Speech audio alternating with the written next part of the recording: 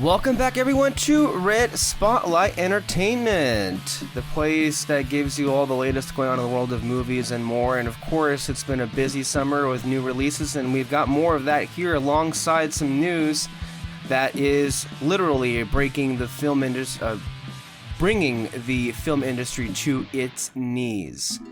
The writers have already been on strike, and now the actors are on strike. SAG-AFTRA announced a widespread, complete shutdown of their services to the studios, and we're going to get into why that is and how things are going to look like and what they're looking like right now, alongside some reviews for films that we haven't got around to, like Elemental, Asteroid City, perhaps even Dial of Destiny, and of course the new release, which would be Mission Impossible: Dead Reckoning Part 1. All that here and more on Red Spotlight number 451. How are all of you guys doing today? That's good. Everybody just giving you a thumbs up. No, it's not a video show, it's an audio show, but sure. Everybody just a thumbs up and a shrug.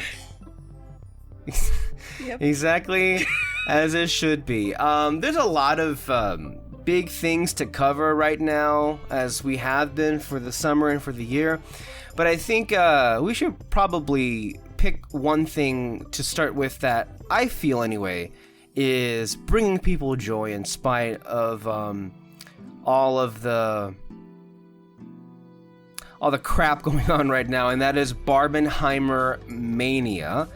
As of the recording of this podcast, we're only, 3-4 days out from Barbenheimer, which would, and for those who are not aware, but I mean, you know the world of movies, you should be aware that Barbie by Greta Gerwig and Oppenheimer by Christopher Nolan are coming out this week. And as we mentioned last time, I want to say, for those that listened to our podcast last week with Alexis, we did mention AMC announced that 20,000 people had individually on their own booked double screenings for both films, which is insane. This is something that you clearly cannot manufacture, even though I'm sure in the weeks and months to follow, we will see studios flailing to recapture whatever this was in the worst way possible. Morbius 2. It's Morbin time again! Oh, Jesus. And so, yeah, we're just a few days out. I myself have really been caught by surprise just how this has just swept people over. I mean, the idea now that we're a few days out and the tracking has been updated to where Barbie is going to open to $100 million at its opening weekend, or just around there, $90 to $100 million. And it's something to take note of, especially when we are in the middle of a summer that is kind of the fruition of, I'm not sure if you guys have noticed that old Hollywood Reporter article that's been going around this week about 10 years ago that Lucas and Spielberg made this prediction that sooner rather than later, there'll be a summer or a year where several big budgeted films in a row just open and they all seemingly just blow up. And we're kind of living in that time right now.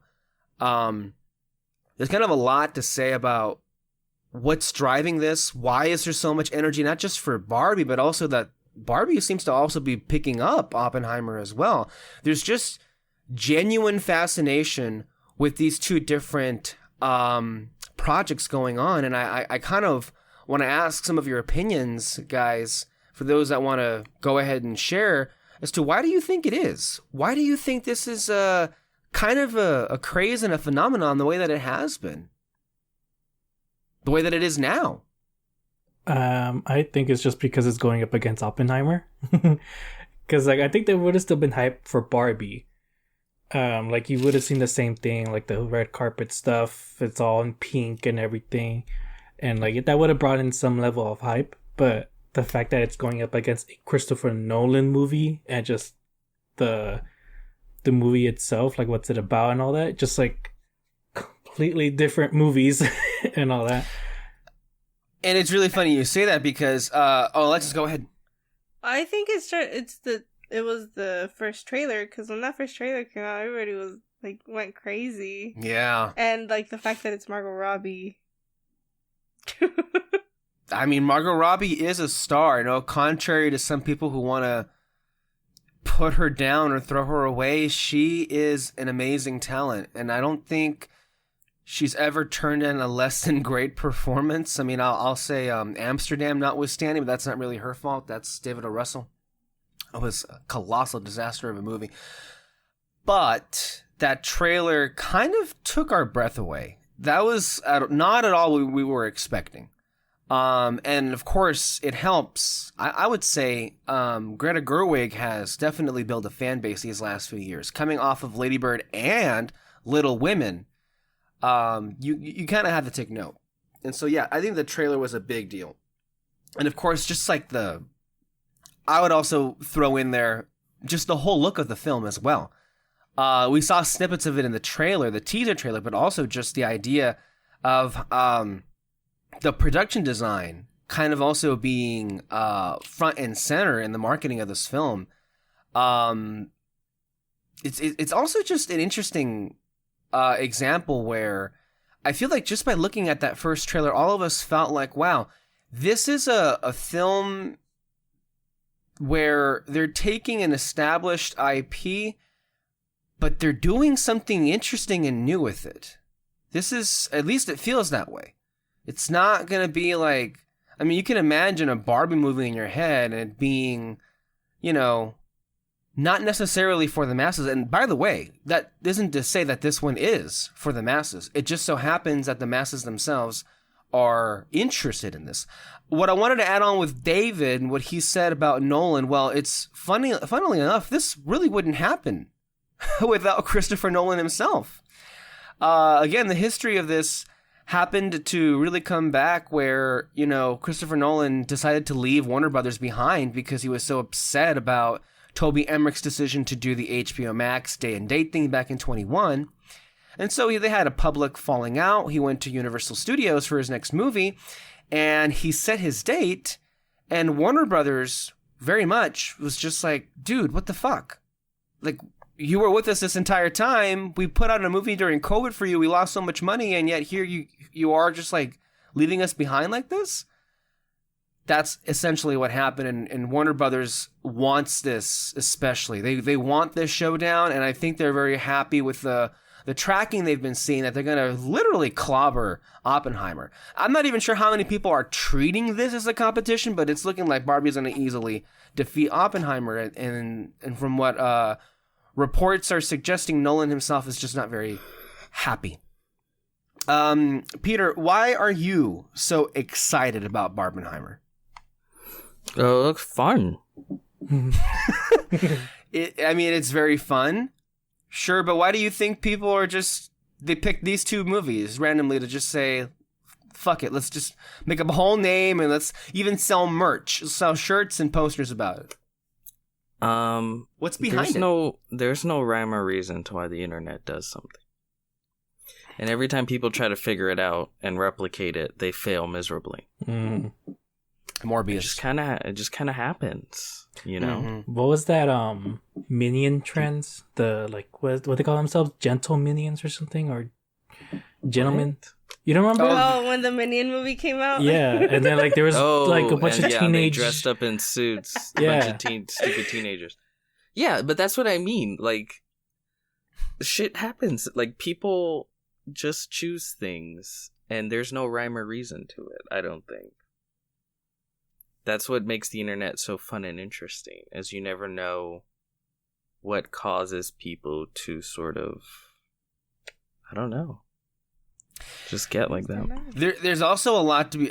I'm seeing a lot of the commentary discussing these two movies, and I have to wonder. I want to go to Peter on this one when he gets the chance to. And this whole idea that a lot of movies lately are not doing particularly well, and yet there's so much excitement, there's so much drive to go see both of these movies. And there's been a lot of, I guess, theoretical stuff. I mean, maybe could it be really? And what I'm referring to is like a lot of these movies are basically sequels and they're long storied franchises. And I think we kind of had this discussion a month ago, and just to quickly, follow where it's gone, it seems like those initial, I guess, talking points that the franchises are just tired at this point and that audiences are tired of them, that's seemingly coming to fruition for the most part. There have been some exceptions, but there's been a number of high-profile movies that are, as we've been talking about, going to lose $175 million each apiece. And so, I mean, does anybody feel there's another reason for the lack of interest in all these other films that people just don't want to go? I mean, though, aside from the ones that we've already gone over, I mean, we all know why Elemental didn't do well at first, because Pixar got shanked by Bob Chapek, and so it had to really fight for its life. We know that The Flash got done in by Zack Snyder and those awful movies for the most part that came before it. We know Indiana Jones was like too little, too late, not good enough. But the point is, do you feel we're living in a moment in time where audiences are now ready to be moving beyond that stuff and trying and wanting something actually new? Because remember, the last 10 years, it was just nonstop. A new Transformer, a new Disney live action would just come out and it would make all the money in the world. And that would be the end of it. But now, that's not happening. I just saw, by the way, that Fast and Furious 10 is in the top 20, isn't one of the most expensive movies ever made. Like over $300 million. And that didn't do well at all for a Fast and Furious movie. In fact, I think 20% of I saw this tweet today, 20% of the most expensive movies ever made were released this summer. Budgets is a big theme, right? Budgets are just flaming out of control. And I know we're going to discuss Dead Reckoning Part 1. I did some reading, and it said that Dead Reckoning Part 1, I guess we're still experiencing this itself, but there were a lot of movies that had to stop during COVID and then start over again. And I guess that would explain why, for example, Mission Impossible and then also Indiana Jones were over $300 million. And COVID, you can't get around that. That's what it was. But still, that's a lot of money. That being said, we've also been talking about these budgets exploding also on streaming. How did you guys react this week when you saw the news that, of all things, the Marvel Secret Invasion show cost over $220 million? Oh, that's David, cool. You've been watching it, haven't you? Yeah, I've been watching it, and it's like, honestly, like that's bullshit. Like, it really shouldn't have cost $200 million. Especially, I mean, I understand some of the action moments and all that, but like a majority of the show just takes place in rooms, just separate rooms from around the world and all that. Like, there's really not a lot going on within that show. And that last episode, oh my god, it had some of the worst editing I've ever seen. Damn. But yeah, I don't see the budget in this at all.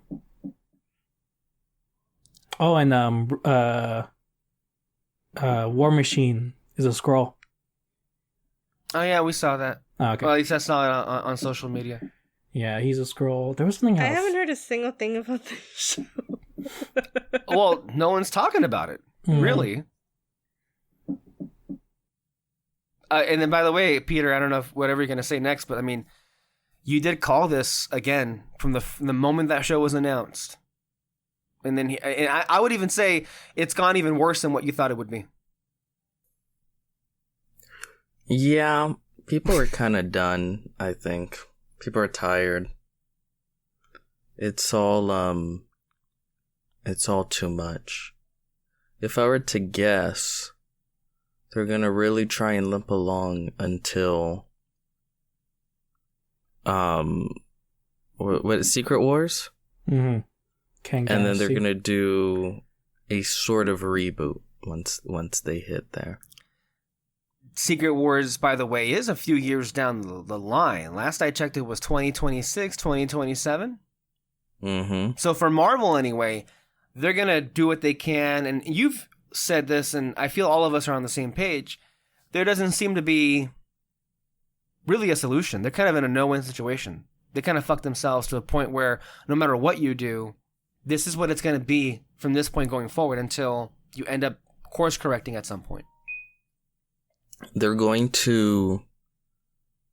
I think they're going to try and use Secret Wars to sort of course correct and then focus almost entirely on the X-Men. And Fantastic Four, probably. Because people love them some X-Men. Oh, and Fantastic Four, yeah.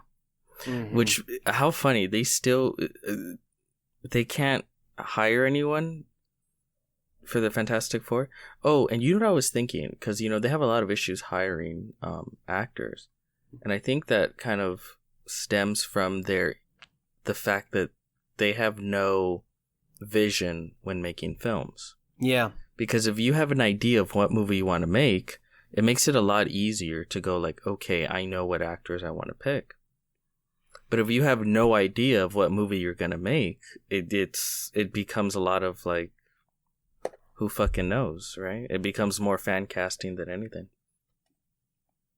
Well, it's kind of hilarious what Peter was mentioning. We haven't actually talked about it on the show, but they're having a really difficult time right now casting Fantastic Four because if rumors are to be believed, I think Emma Stone was one of the first people that they were trying to cast in the film, and she asked for more money, and I'm not sure if she got it or not, but I don't think she really wanted to be in it. But then the other people who were already cast figured maybe we should ask for more money. And they did. And I think they're in a place where, last I checked, the only person that they're close to confirm to be cast is Vanessa Kirby, right? Yeah. She's the only one that's like seems very game for it. I mean, apparently they wanted to go like A-list, and it's like you've turned off a lot of A-list actors at this point for a lot of reasons. Have you noticed that they've been coming out to punch them lately? Even Robert Downey Jr. this week said, "I didn't know I could act anymore after being in 11 years of Marvel movies." But see, that's what happens when you make commercials and not films. I don't know.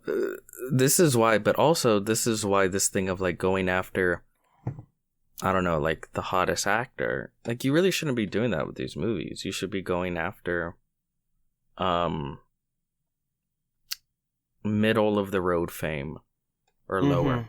Yeah, especially lower, because I mean the pickle that they're in is that they want A-list actors, but most of those A-list actors are like almost in their mid-30s. Maybe older, and so like now they gotta think, okay, do I want to be here for 10 years and be in my 40s, and like who knows what's gonna be next after that, when they're like, that's, I mean, I wouldn't say they want to be like in their prime or anything, but like they kind of have to think differently once they're in their 40s and all that. I mean, or their 50s, right? Because I mean, look how I would also think a lot of actors are thinking about, well, how must Mahershala Ali feel right now? He's an A-list actor, and he's been cast to be in a movie for years now, but there's no movie yet. Mm-hmm. He's been waiting years and years for anything to get off the ground. Mm-hmm. And has he been on anything else since they announced Blade? I'm not sure, actually. Yeah. I know he recorded lines for Spider-Verse, but I don't know what else he's been doing beside that. But yeah, it's all really, as far as the MCU is concerned, I feel like that situation kind of speaks for itself. I guess my real question is, at what point are we going to be seeing studios start to trim the budgets? Because, we're at a time now, we've been covering it for weeks. All of the companies, all of the studios are looking for every way imaginable to trim the fat and cut and cut and cut. Cut expenses, cut content, cut residuals, screw people over. That's been their tactic. But at what point are they going to start getting these crazy budgets into a place where... Because, I mean, look, these movies that are coming out right now, they kind of have no chance, really. It doesn't matter how good or not they perform. With the amount of money they put into it, they're not going to make that money back. Not in a theatrical run. So, at what point is it going to get through their heads that they shouldn't be... Especially because what makes it especially pathetic is it's not just high budgets for high budget's sake. It's like these high budgets for these movies, oftentimes you can't see it. You don't notice it.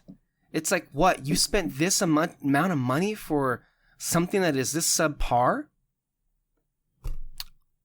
I don't know. I mean, I feel like the message is loud and clear now, but are they going to hear it? Mm-hmm. No, yeah, they never should have thought they were going to make big money after Endgame, because we've mentioned this many times, like, that was your series finale.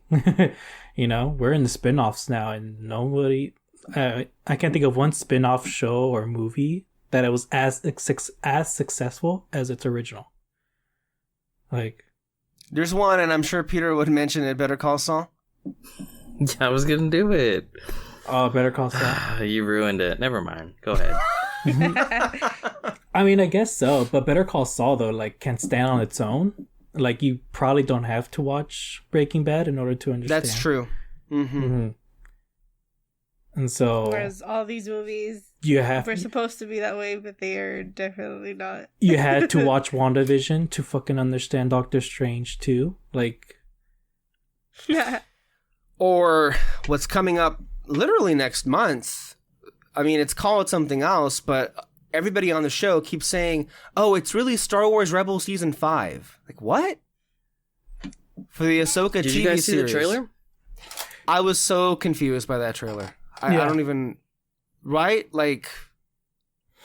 I mean, he's right. It really does just, like, look like Rebels, because it's... It was like, the season that they were supposed to do. No, it's worse, because it looks like a lost season. It looks like season 4 or something. Or like what Ahsoka was doing in the background or some shit. Because like it's the same thing. It's what do you call them? Dark side users, but don't call them Sith. And looks like they're chasing after the Rebels crew, and then the Rebels crew is like, we're rebels. Let's find some cargo and get caught and then escape. And then Sabine's a Jedi now. And Alexis, you know I've said this many, many times. My biggest pet peeve in Star Wars is when they don't know what to do with a character or how to make it interesting, so they just hand them a lightsaber and say, I guess you're a Jedi now. I'm just so... That trailer really did throw me off. I mean, before the trailer...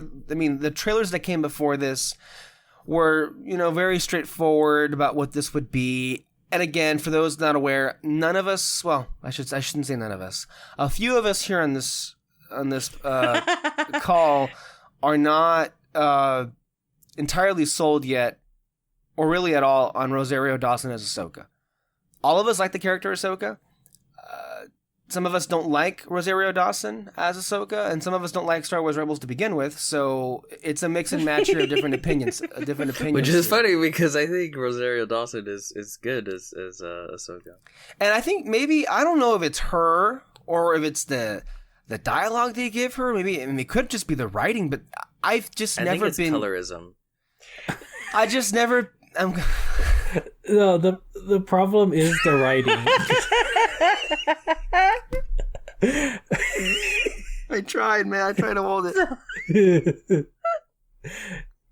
I think she looks perfect, but I just don't like what they do with her character. No, yeah. Or at least what they've done so far. Rosario Dawson could have been perfect. And I haven't seen the trailer, so I can't talk about that. You haven't? I'm surprised.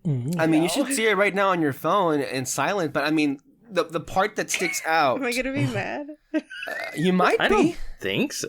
It literally just looks like, I don't know, like this is what Ahsoka was doing during Rebels. Like, it doesn't even look like the next chapter of Rebels. It looks because like Rebels ended.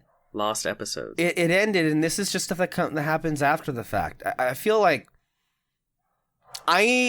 especially with Star Wars now, I don't know if you could say that this is Dave Filoni's like MO, and as was J. Abrams when he did the Star Wars stuff, but increasingly I'm not a fan at all, but especially in Star Wars, of this mentality of, oh, by the way, even though, again, at this point, you're going to, like, all yell at me that's what Star Wars does, but, like, I'm so done with this, like, off screen, this was happening the entire time. You just didn't know about it. We just didn't reference it. Now, all of a sudden, retroactively, we're going to now say that, and I'm just piecing together what the trailer was trying to say, that Ahsoka ended up being a replacement master for Sabine after Kanan passed on, but the context of that doesn't make any sense. Alexis, are you okay? Wait, what? She's watching the trailer right now in real time. Okay. I didn't want to turn this into a whole thing about Star Wars, but you know me. She literally abandoned a baby and was like, too late. I can't train this baby. This baby's attached. Sabine isn't fucking attached to people? Mm-hmm. Why is she... Sabine isn't a Jedi to begin with. Or Sabine doesn't... Why is she training her? What do you mean you walked away from her?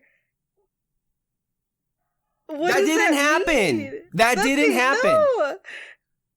None of that happened. Wait, and also, it's like... Oh, you know what I bet they're gonna say? You know, in the finale, when she's like, we gotta go save Ezra. They're gonna say, like, she spent years, like, fucking training her or something. That's what they'll say she did in between that time. Maybe. But also, I'm confused. The green lady in the Rebels team. Hera. She has a kid. Where is he? Are they gonna mention him? They probably... He's at Luke's temple. He's like, I made a friend. His name is Ben. Gonna be introduced to the slap chop. Because he's gonna die. These are the problems. These are the problems you create. I'm so confused. What are they doing? I can tell you this. Write it down. It's all gonna culminate. And then Go ahead. When did she train Luke? Is she saying she trained? Oh, yes, she walked away from him. They're probably gonna say again that behind the scenes after episode 6, of which again she did nothing. Why she was MIA while the whole galaxy fell apart and it was up to Luke. I still think that's fucking stupid. But they're gonna say after that she probably trained him. Mm-hmm. I mean, oh my god. Ahsoka's like, like in those movies with like ghosts, and they're like zoom into the picture, and there's like a ghost in the corner. You look at the entire history of that galaxy. Ahsoka's she's in the background. She's not part of the main story, but she was there. At the end of that she was in Padme's funeral. Did they say she was at Padme's funeral? Yeah, and the Tales of the Jedi. They need to stop. Well, but I was gonna say, it's gonna culminate with all of them. It's gonna culminate in what's his name's movie, and what movie? Cowboy Man. Oh, Cad Bane? No, Mandalorian. The one who makes the show. Oh, Cowboy Man. I thought you meant like the character. Filoni. Filoni's movie. Please. is gonna culminate in Filoni's movie, where you're gonna have it's literally gonna be the Avengers. It's gonna be like Star Wars. They're gonna have a circle shot of like Baby Yoda and fucking the Mandalorian and CG Luke and Han and Leia and what's her name, fucking lightsaber girl, Ahsoka, and the whole Rebels crew, and everyone's gonna be like, oh my god. And then you're gonna see, because he fucking did it with Boba Fett, you're gonna see that's where you're gonna see what's his name ride the Minotaur or whatever, the Mythosaur. Oh my god. The Mythosaur. Mythosaur is the Mandalorian, but he's talking about that thing. Okay. Manticore. Yeah, you're gonna see him ride it in the movie. That's where the whole reason they set it up is for the movie. Yeah. He's gonna ride in to save the day and da da da da da. And no one's gonna die because Jon Favreau doesn't believe in characters dying, because then the audience might be sad for 2 seconds and feel something. Who would he kill off though if that whole thing happened? I feel like the only one would be Boba Fett, just because it's not his character or something. But honestly, if you're gonna do it, you should kill off the Mandalorian. Yeah. Mm-hmm. But I feel like did you guys see that? Like, he's not even in the suit anymore at this point. Yeah, he admitted like it's a voiceover job. Yeah. But did you know this? Jon Favreau tried to talk them out of killing Iron Man in Endgame. He fought to keep Iron Man from. So he's not gonna fucking allow them to kill off the Mandalorian. Yeah. But yeah, Star Wars sucks. Except for Andor. I like Andor. Andor. One Way Out. You're our only hope. All right, so let's talk about the movie. No Hard Feelings. Did you guys see it? No. No. Why not? This was the whole review. Okay, so we've been obviously seeing different kinds of movies on our own. First, Peter and I will talk about Asteroid City by Wes Anderson, and then after that, Alexis and David will discuss Elemental, directed by Peter Sohn at Pixar. One of the things to note of recently is, despite opening quite low, Elemental has been holding considerably, which goes to show you that people still have an appetite to see animated films in theaters, and maybe it'd be doing a whole lot better if they didn't do this Disney Plus situation a few years back with Pixar films. But we'll get to that in a bit. Peter, go ahead and read the synopsis for Asteroid City. Asteroid City, directed by Wes Anderson. Set in a fictional American desert town circa 1955, the itinerary of a junior stargazer/space cadet convention organized to bring together students and parents from across the country for fellowship and scholarly competition is spectacularly disrupted by world-changing events. Stars, you know who it stars. If you've ever seen a Wes Anderson film, you know who the fuck it stars. I'm not even gonna read it, because you know who it stars. Oh, and Tom Hanks. But other than that, you know who it fucking stars. So yeah, Asteroid City. Was that your audition for Wes Anderson? Sure. He only adds like one new person per movie, if anything. Yeah, I don't think I'm quirky enough. I don't got that quirk. It's so, again, unbelievably pathetic that we're living in a time where there are these group of people who are trying to malign James Gunn for working with his friends again and again, and yet you could not get more than Wes Anderson, I'd say. Not that it's even a bad thing to begin with, but I mean, every director has their favorites. I mean, that's kind of how this business works. I think if people get mad at that, they don't care about film. Mm-hmm. I'm gonna be real. Like, they don't watch movies. Like, that's not of interest to them. They're just kind of weird people online angry about comic book characters that they don't even read, probably. Yeah. So, this is the latest film from Wes Anderson. I have only seen maybe 3 of his movies, including Name this them. one. Go.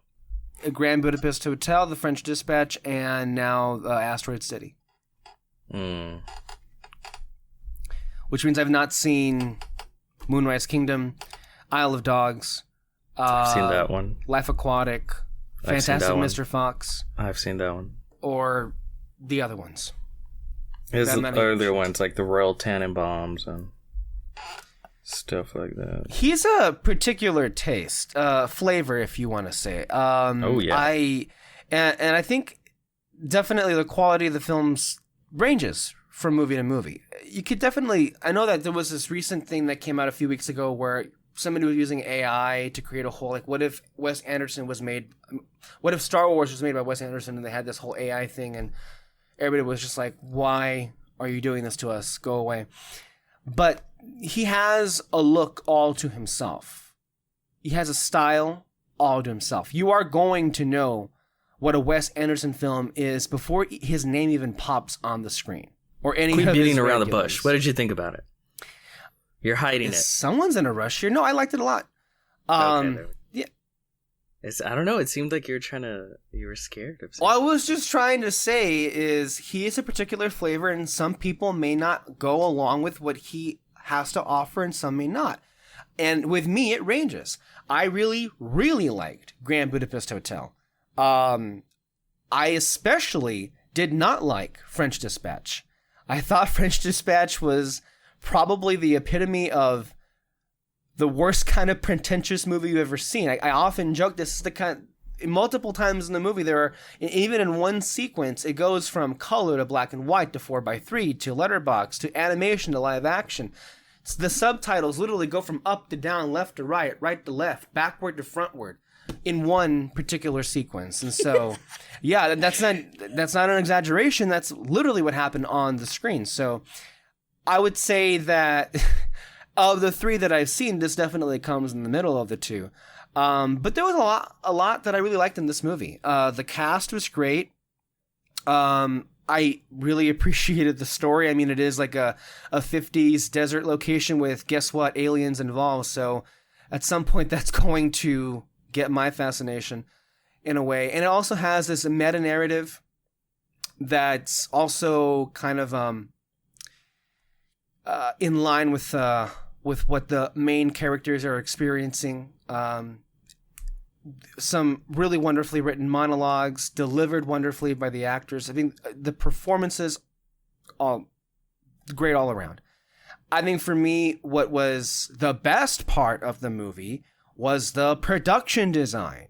Was just looking at this movie was impeccable, and especially how they're framed. Every single moment, every single shot, it's like, it's the kind of movie where I'm not even sure. I mean, again, what's most important is, just story and characters, but it's done well enough to, and I like it well enough to where I can see all these wonderful sets, and they're real sets, and they're just like, it's the kind of place where you'd kind of want to go visit after watching this movie, because they made it. It's a real place. Anyway, I really enjoyed it, and I would say go watch it in theaters, if not for the fact that they've already dumped it on premium video on demand. So if you want to watch it digitally, you have that option there. Peter. Yeah, I really enjoyed it. I agree that Wes Anderson is, to me, he's very hot and cold sometimes. I do think I like most of his films. Really, really enjoy most of his films. But there are some films where it's like, you need a swirly. Like, stop it.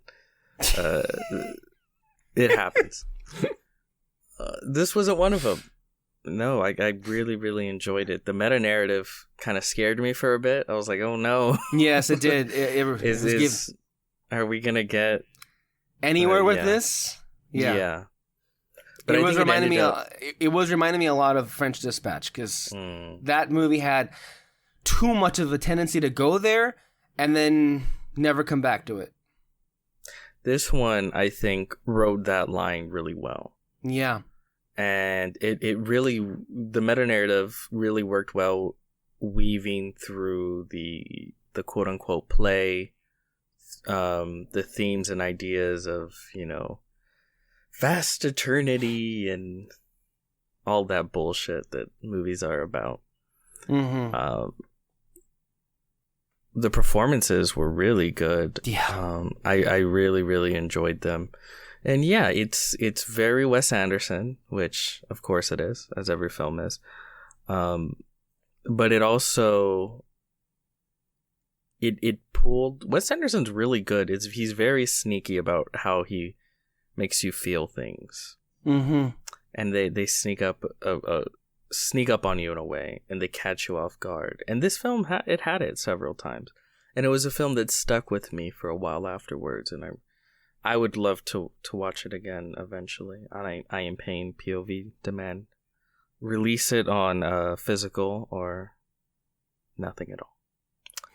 But yeah, no, I really enjoyed it. Not my favorite Wes Anderson, but he's also made like amazing films. So good Wes Anderson is better than a lot that's out there. So yeah, really good. Yeah, especially when you're living in a time where a number of movies are not visually compelling, and this is, and it makes a difference. It's a refreshing experience for sure. Okay, that's Asteroid City. We'll now get into Elemental. Peter, do you want to go ahead and pull up the synopsis from Letterboxd of Elemental, the film by Peter Sohn? So we're handing it off to the Morenos. They had the chance to go see this movie. Again, this happens to be a movie where you just this movie literally came out, nobody knew it was out because there's no anything for it. Mm-hmm. No. And the Flash Directed by Peter Sohn. Opposites react. In a city where fire, water, land, and air residents live together, that's every fucking city. Together, a fiery young woman and a go-with-the-flow guy, because he's water, I get it, will discover something elemental. How much do they have in common? Okay. And, it's a movie. Okay, go ahead. That was also the other problem with the advertisement. So, like, the way Peter was, like, saying the synopsis of it, like, that's what everyone thought. It's like, okay, we know exactly what this movie's gonna be. And they never showed us anything different from the trailers. And so that's why people were probably like, I'll wait till it's on Disney Plus or something. But no, it really surprised me as to what the story actually is. But I want to talk about the short. Just a Fire Nation attack. It started off with I don't know if you guys heard about this. I thought it was on Disney Plus, unless it is. I don't know. But it was the Upshort, the Carl goes on a date or something like that. Mm-hmm. Carl's first date. Oh my god. Instantly just started crying. Like, you just think about it and you're just like, what the fuck? And it's so stupid cute. It's so sad. But they don't make it... I don't think they made it as sad as they could have. But it's cute. It's really, really cute. Mm-hmm. That's good. That's good. And I mean, I don't know if they were planning more, but from what I understand, that was the last performance by Ed Asner as Carl Fredricksen before he passed on. Mm-hmm. R.I.P. Ed Asner. Dang, I didn't know that. What? You didn't? Yeah, that was it. That was the last one. Dang. God. But yeah. But it's okay. AI will Should revive have been him. called Carl's last date. Because he's dead. Oh, I don't think you're allowed to like that short. Oh my god. The way you treat that film, disgusting. I don't think you deserve that short, to be quite honest. It doesn't sit right with me.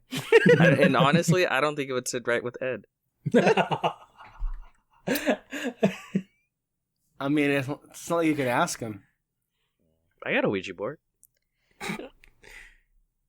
Anyway, Anyway. Elemental. So I guess like on the surface level, it is like what it says on the description. It's a guy and a girl, they meet, blah blah blah. They're the complete opposite of each other, so they're like, oh, we shouldn't be together, but it feels like we should be, blah blah blah. But there's like this whole other like, so the girl comes from an immigrant family, and Fire isn't from here.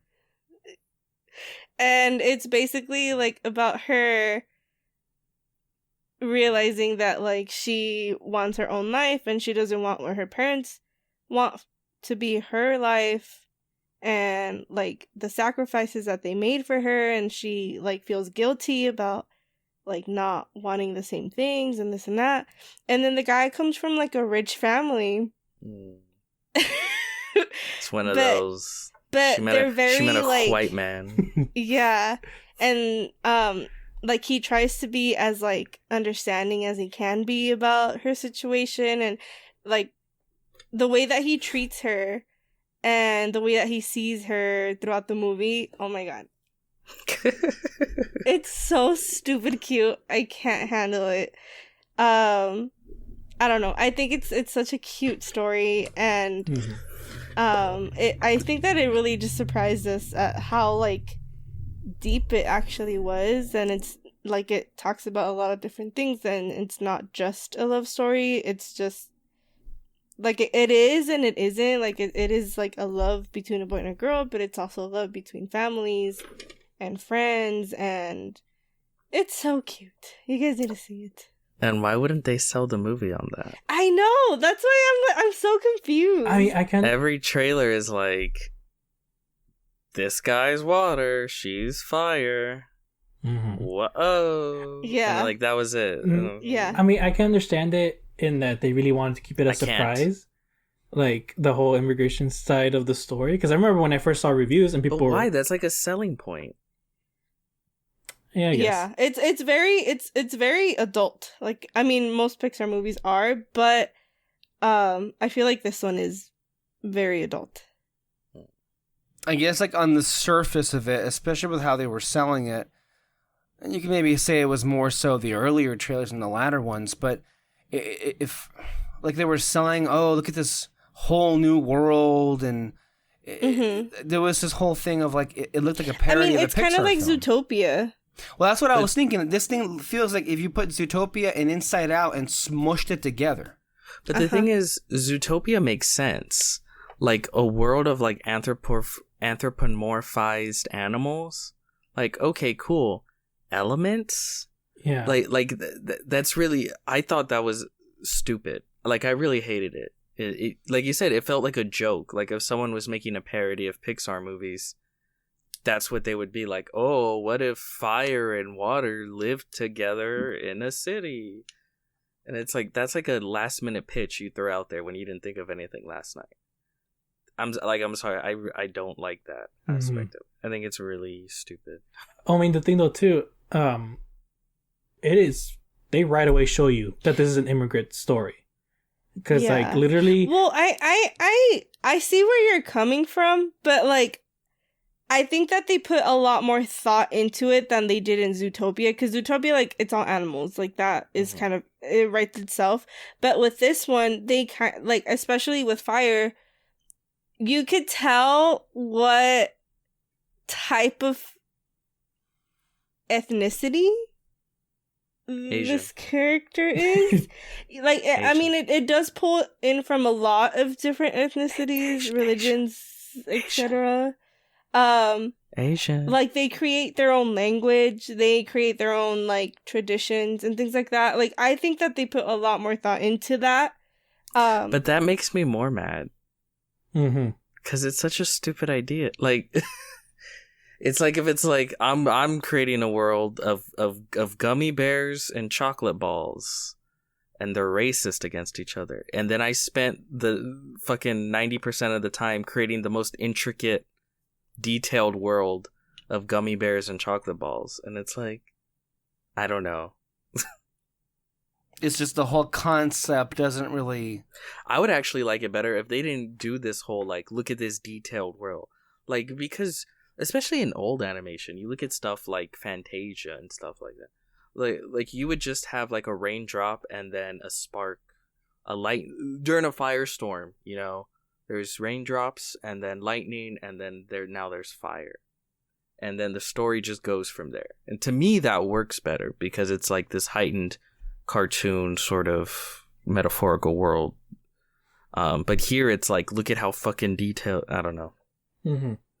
Well, I like that. I like when people do that. I like when people create their own worlds and bring inspiration from other places. Like, to me, the thing that I found really cool and the way that they kind of put it in there was that the girl, for the most part, wears kind of like a hijab. I thought that was a hoodie. Well, it is, but like, okay, you could see what they're trying to do with it. Oh, I don't know. I like that they can like create things like that. Mm-hmm. That's definitely a different kind of representation as well, if they're going for that anyway. But you're saying that you read between the lines and you can tell, like, well, immigrant family. Yeah, okay. I can see what you're saying there. Did they have racist, like, words? Kind of. Like, was raindrop a slur or something? No. Oh, yeah, they did. I was trying to remember. Like, raindrop is their version of cracker? No. No? Okay. No. They're cowards. They have, like, scenes, like, how they have in Zootopia with the... Dealing Fox. with that kind of stuff? They have, like, scenes like that. But they also do, like... I mean, I guess they do it in Zootopia, too, where the parents are like, no, you can't, like, get close to people, blah, blah, blah. The parents are like that as well. They're meaner. So it's I don't know. I really like this movie. But not Up. No. Is that really where it comes down to it for you, Peter? It's like, how can you like this, but you can't? Oh, man. You're never going to let that go, are you? It's the best Pixar film. But...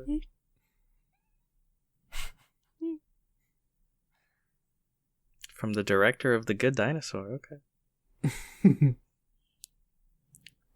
I thought you liked that movie.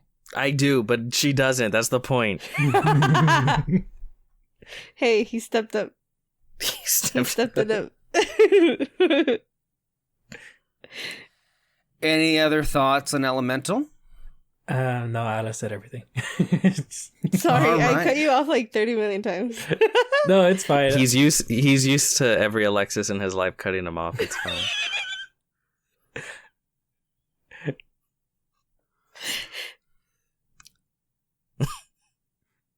It's cool. It's cool. He's not denying it, so... Oh my god. Anywho, if we're done with this one, then we can then go to Mission Impossible Dead Reckoning Part 1. Directed by Christopher McQuarrie. Peter, you're on. Okay.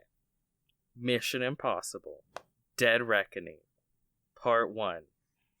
The Becoming. Alright.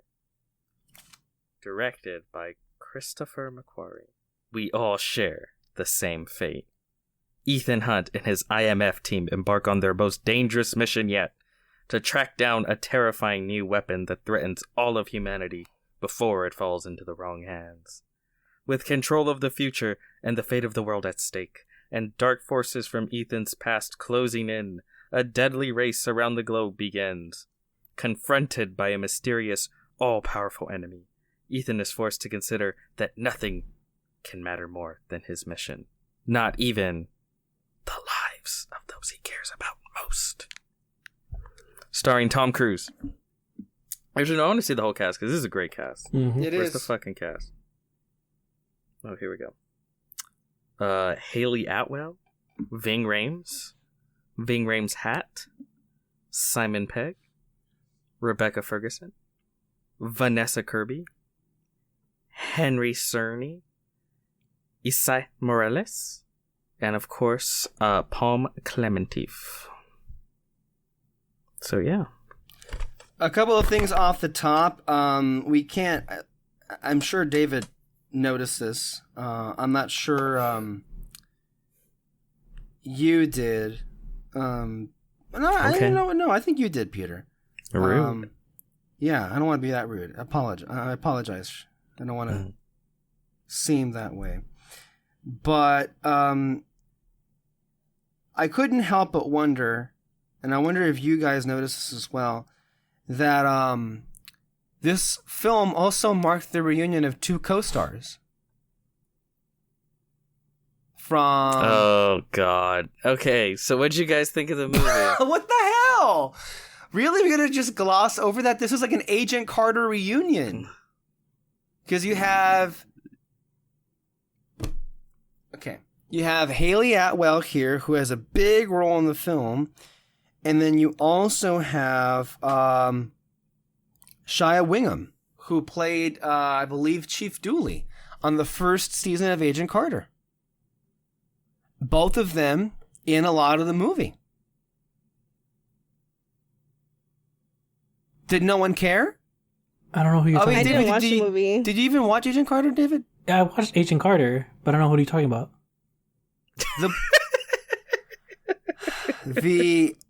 One of the characters that works for the IMF and basically spends the whole movie trying to capture Ethan Hunt used to be the police chief and the boss of Peggy Carter in the first season of Agent Carter. Oh, okay. I remember now what you're talking about. Okay.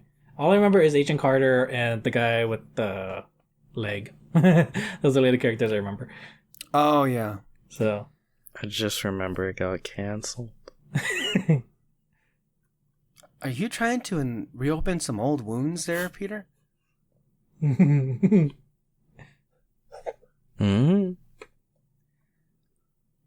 Yes, a phenomenal cast. Also, a phenomenal movie. This is one of the franchises that I think has kind of been immune to everything else blowing up around it in terms of quality and then also in terms of its financial success. I know that, it made a little less than $60 million for the 3 days this past week. By the way, I found out as to why it opened on Wednesday instead of Friday. That's because that was Tom Cruise's last-ditch effort to get his movie on some premium screens before they were snatched away by Barbenheimer. I still can't believe that you're Tom Cruise and you don't know the movies that are going to come out the week after your movie comes out. If you have an issue with sharing screens, then move your movie to a different month. I didn't think he thought that those movies were going to be big. I think in his mind, Barbie is some little kid movie. And then Oppenheimer, maybe it'll have some screens, but it's more of a drama. Tim, he's this big action movie. I didn't think he thought he would lose these premium screens. He lost big. And it's like, I would just say he should know how big of a diva Nolan is. Yeah. Mm-hmm. That's all. It doesn't matter that this movie, I'm not even sure Oppenheimer is going to have much of any action. So it's just, I guess, sequences where there's explosions and that warrants the IMAX screen as to why that. But he should have known that Nolan is not going to he gets all his screens and covered and there's no two ways about that. If I remember correctly, the last movie, Mission Impossible Fallout, in 2018 came out in August. And I feel, that's a much better month. August is kind of empty for the most part. Literally nothing comes out. The one that we're all looking forward to that comes out the first week in August is the upcoming TMNT Mutant Mayhem movie. That's August 2nd or 3rd, I believe. But after that, the only... it's just Blue Beetle. I don't know why people didn't want to release movies in August, but another film that I think would have done better in August was Paramount's Dungeons and Dragons movie, which all of us really liked here, but no one saw. Again, August was available. Yeah. So you should have be more aware of that instead of like releasing Dungeons and Dragons opposite Creed and John Wick. Yeah. And then Mario in the background as well. That's not a great thing altogether. So I'm just like, as far as release dates are concerned, that wasn't great. But anyway. Haunted Mansion being released. I forget that's a movie. Please. Oh my god. I keep forgetting. I'm trying to not really give it the time of day. So it's kind of where it's just stupid. Yeah. Anyway, so this is a franchise that I remember back when I saw Fallout. Again, it just happened to be one of those where I happened to miss every single last one of the movies that came before it. And I went into the some odd number chapter installment of a series cold. And again, this is where I say my way is the better way to do it. Because I went in to Mission Impossible Fallout and it was amazing. I really, really liked that movie. These movies almost are entirely structured so that any one of them could be your first film. And I noticed that with this one, because like the entire opening is basically like an introduction to the idea of the IMF and your main character and like just the whole concept of like what he does. Mm. And I was like, that's pretty crazy to do that with 7 films. But it's like, I don't know. I think that's just the way the movies are. Like, you could literally watch any of them in any order. Especially because they rotate the cast so frequently. And they don't, half the time, they don't even say why. It's just new people are there. And it's just like, Ethan, get the bomb. And that's what I noticed too, because just because I was in the mood for it and I had the time to do it, I went back and watched those movies. So as of this recording, I went back and saw Mission Impossible 1 through 5. Oh, shit. Dang. And you're right. That's one of the things that I was just struck by is just how nonchalantly they just rotate the cast. Like, yeah. Especially for the first, like, 3 movies, there's, like, so many people they're like, who are you? They're just there. and especially the first 3 movies, wildly fucking different films. They're so different than what they are right now. I was like, so like, whoa, this is a bit of a trip. Yeah. Like, tonally also as well to an extent, like, especially the first movie, I saw that it was released in 1996. It's like a long ass time ago. But also, not only are the films earlier in the run different than what they are now, I think the tone does kind of range from movie to movie. Like, I was laughing with Mission Impossible 2. I was like, yeah, they got the Face-Off director to do this movie, didn't they? Hell of a John Woo film. It's very John Woo. And then they very much got J.J. Abrams to do the thing. And they got a John Woo movie, they got a J.J. Abrams movie. Then after that, Brad Bird came in and did a great job. Like, what also I would say helps with the longevity of the series is that, is there really one of these movies that's awful? No. I don't think so. All of them are varying degrees of good to great, I would say. Yeah. And I think you can also say, well, there are some that are lesser and there are some that are better. But from what I've found anyway, they're mostly all really good movies to watch and have fun with. And it's been going on since what? Almost 30 years? Almost 30 years now, at least 25, 27 years, because we're now in 2023. And that is the year. What I've also noticed is they do spread out how often they release these movies. Like, I remember one came out in 96, one came out in 2000, then 2006, 2011, 2015, 2018, 2023. Like, they really do take time off. And yet... It's because Tom Cruise, he's a movie star, so he goes off and does other things. But then, then he'll always come back to do another Mission Impossible. Mm-hmm. Mm-hmm. Once they have a story down. Yeah, for sure. And I think they really have gotten into a groove with Christopher McQuarrie, who took over in Rogue Nation and then Fallout, and then is directing these last two, Dead Reckoning Part 1 and Part 2. And he, I think, is definitely helped to elevate these latter films to a place that I don't think they were in the beginning. I think what also helped is he crystallized a core cast, a core ensemble. Whereas before, they would swap in and out who... Literally everybody beside Tom Cruise would be replaced, I would think. And Ving Rhames. Oh yes, him. He was the only exception aside from Tom Cruise. But now you have a core ensemble.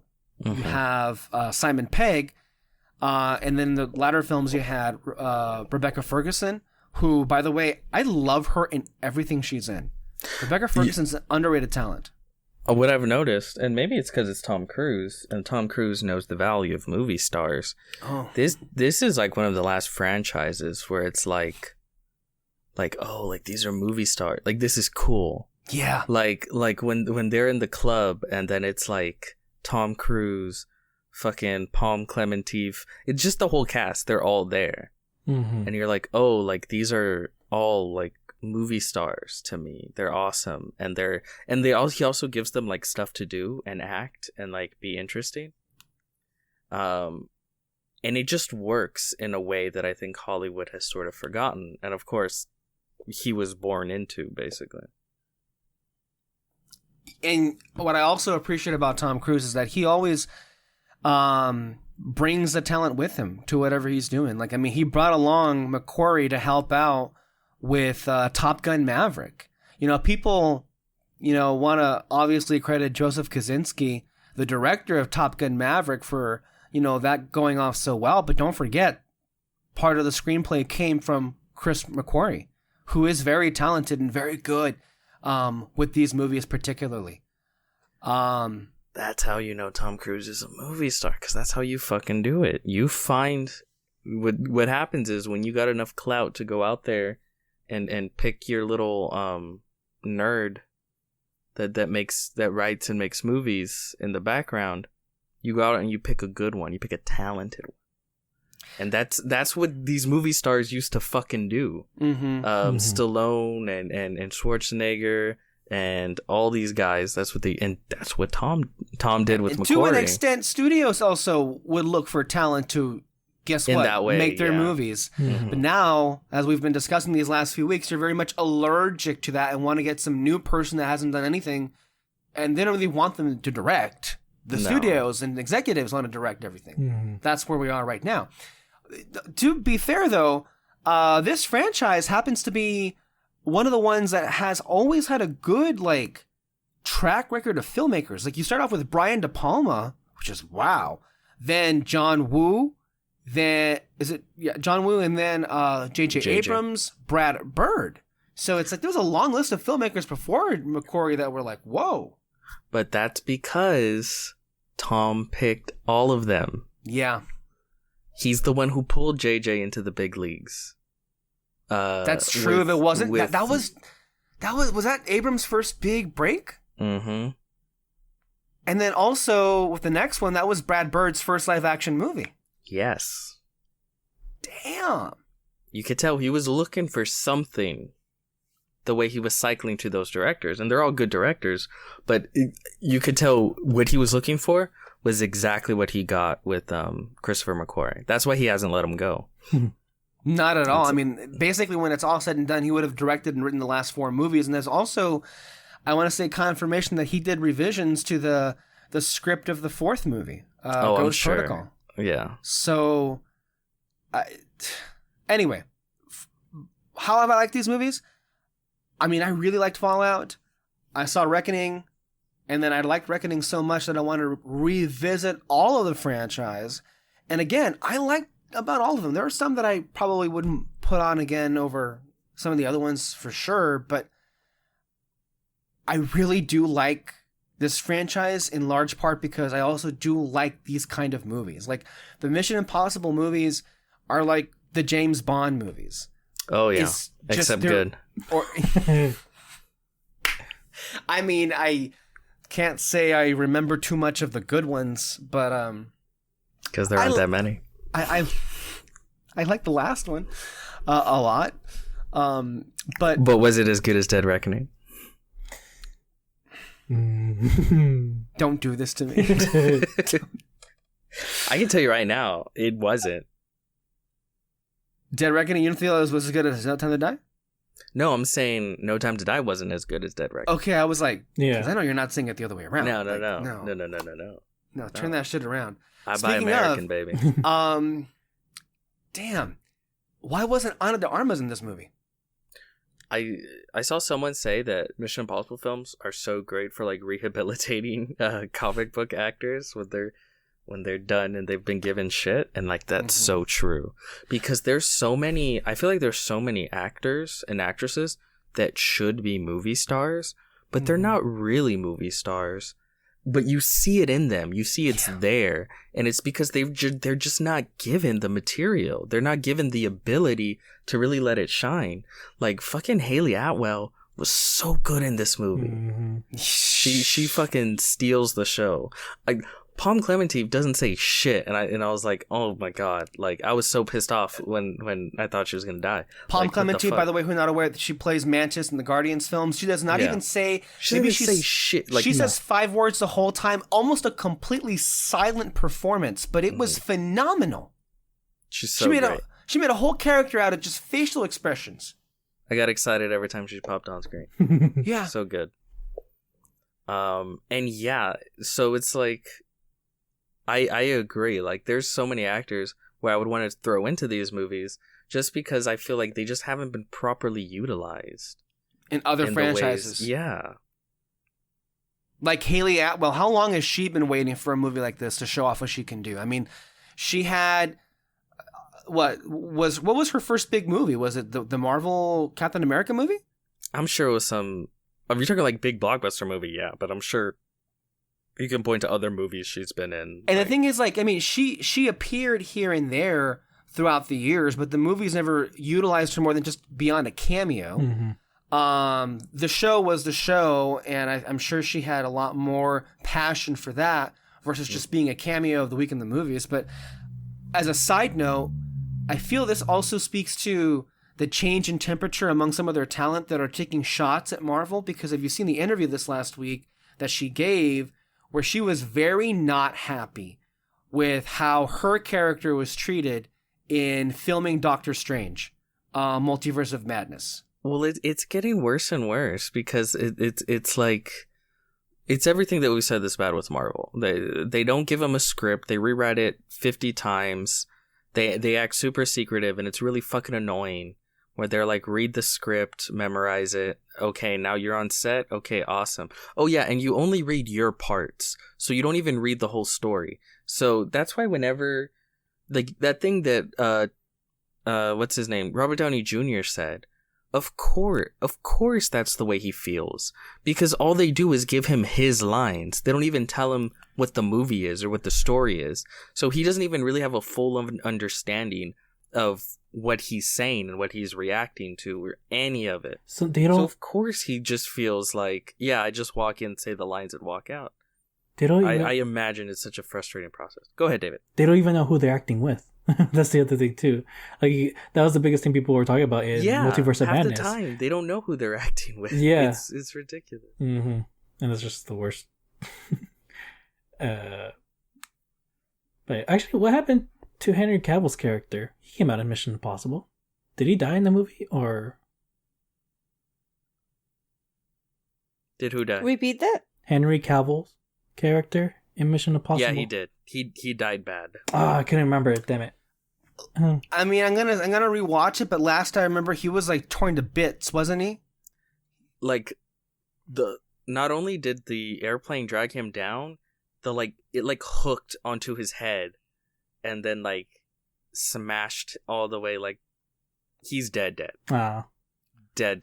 Because you guys were mentioning like the movies were helping like the comic book actors and all that, and I was like, damn, Henry Cavill could still come back from this, but I completely forgot. I haven't seen he was great in that one too. He was actually, yeah. And I keep hearing people say that some of the people on the movie were teasing he would come back in the next one, but I just don't understand how that would be if he was dead. Mm-hmm. Yeah. Anyway, I'm agreeing with you guys on everything. Especially with correct. Especially with what's her name? Mantis. Her. I feel like they gave her like the coolest costuming in the movie just because she didn't have like any lines, so they had to like do something to make her stand out, and it was really, really cool.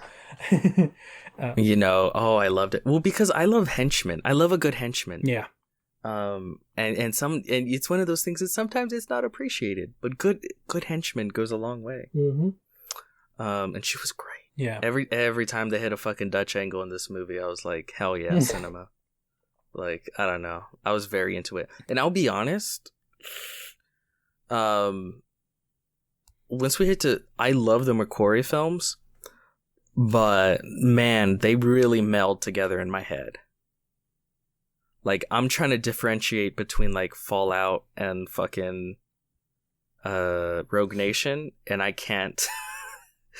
And I think it's mostly because as much fun as they are, the story and like the stakes and stuff was never, I don't know, it never connected with me that much, right? And that's okay, because similar to James Bond, that's not why you're there. But this was the one where I connected the most with like the mission and like all the stuff going on with the characters, where it's like it's a little more memorable to me because of that. Like, I can remember certain story beats. Like, I remember action scenes from the past one, but I can't tell you which movie goes to which. Yeah, for sure. This one was an exhilarating experience from the very beginning. Talk about a hell of an opening sequence. Just automatically on the edge of your seat and just so full of tension. And then the film kept going, and you're right. I don't know what it is about this one more so than the other ones, but for sure I connected more to what the mission was, the story, and the characters and their relationships with each other.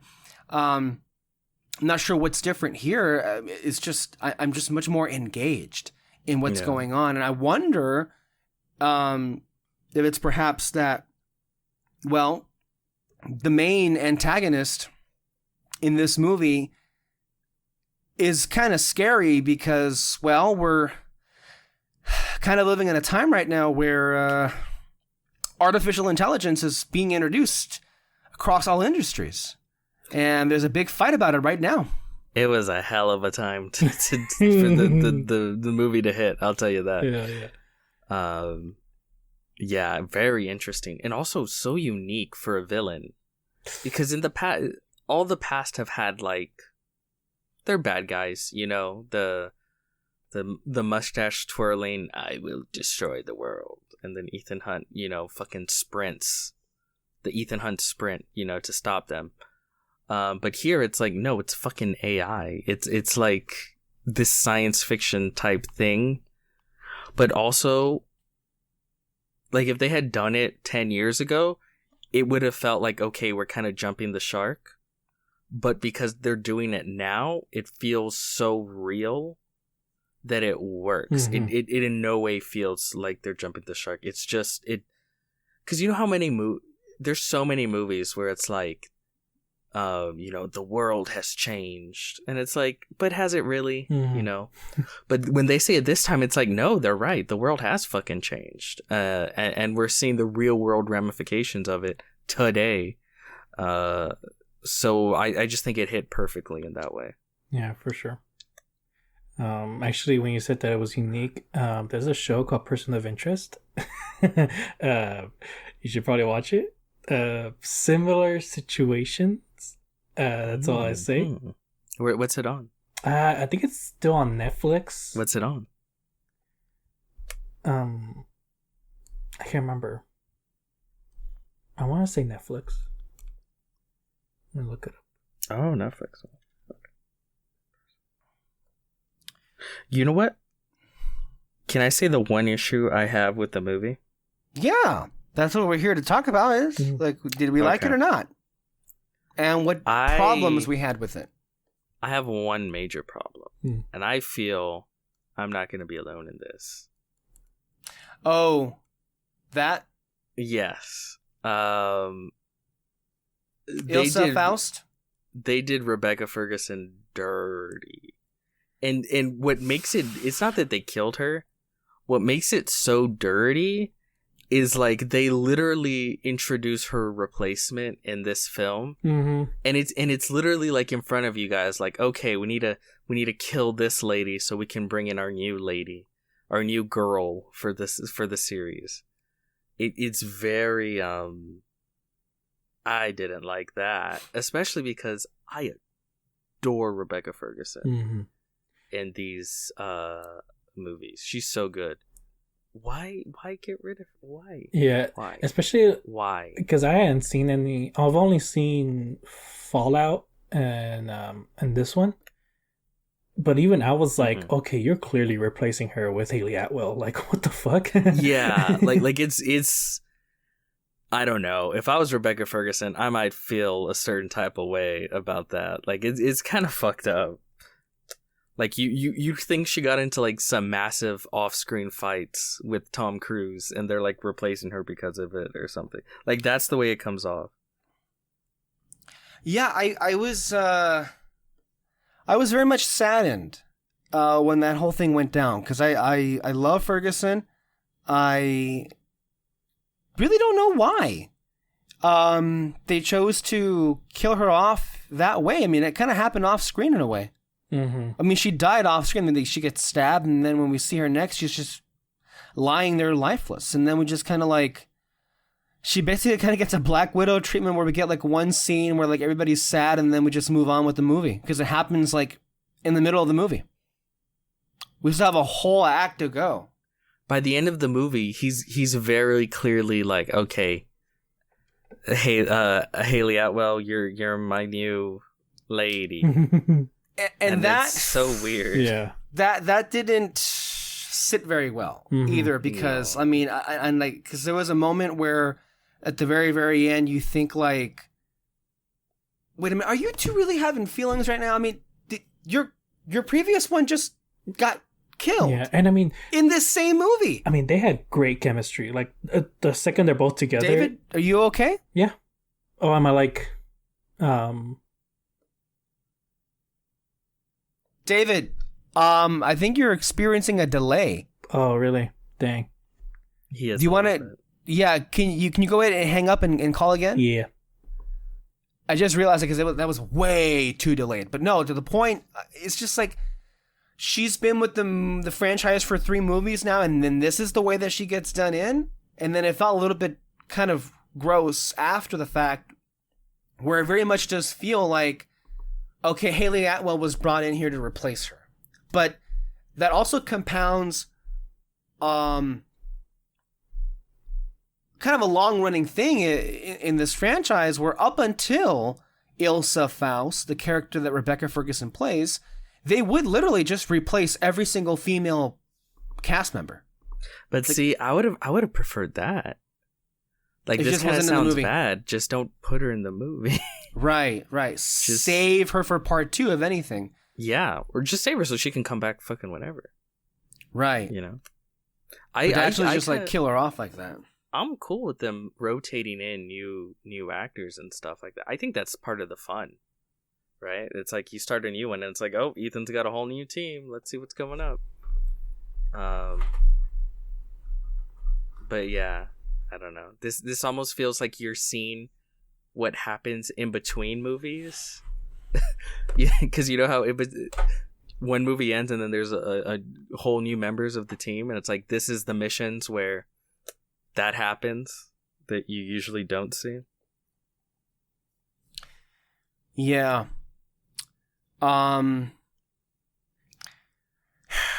It sucks to have that kind of hanging over the movie, because otherwise, like, there's so much in here to love, but that is a bit of a miscalculation there.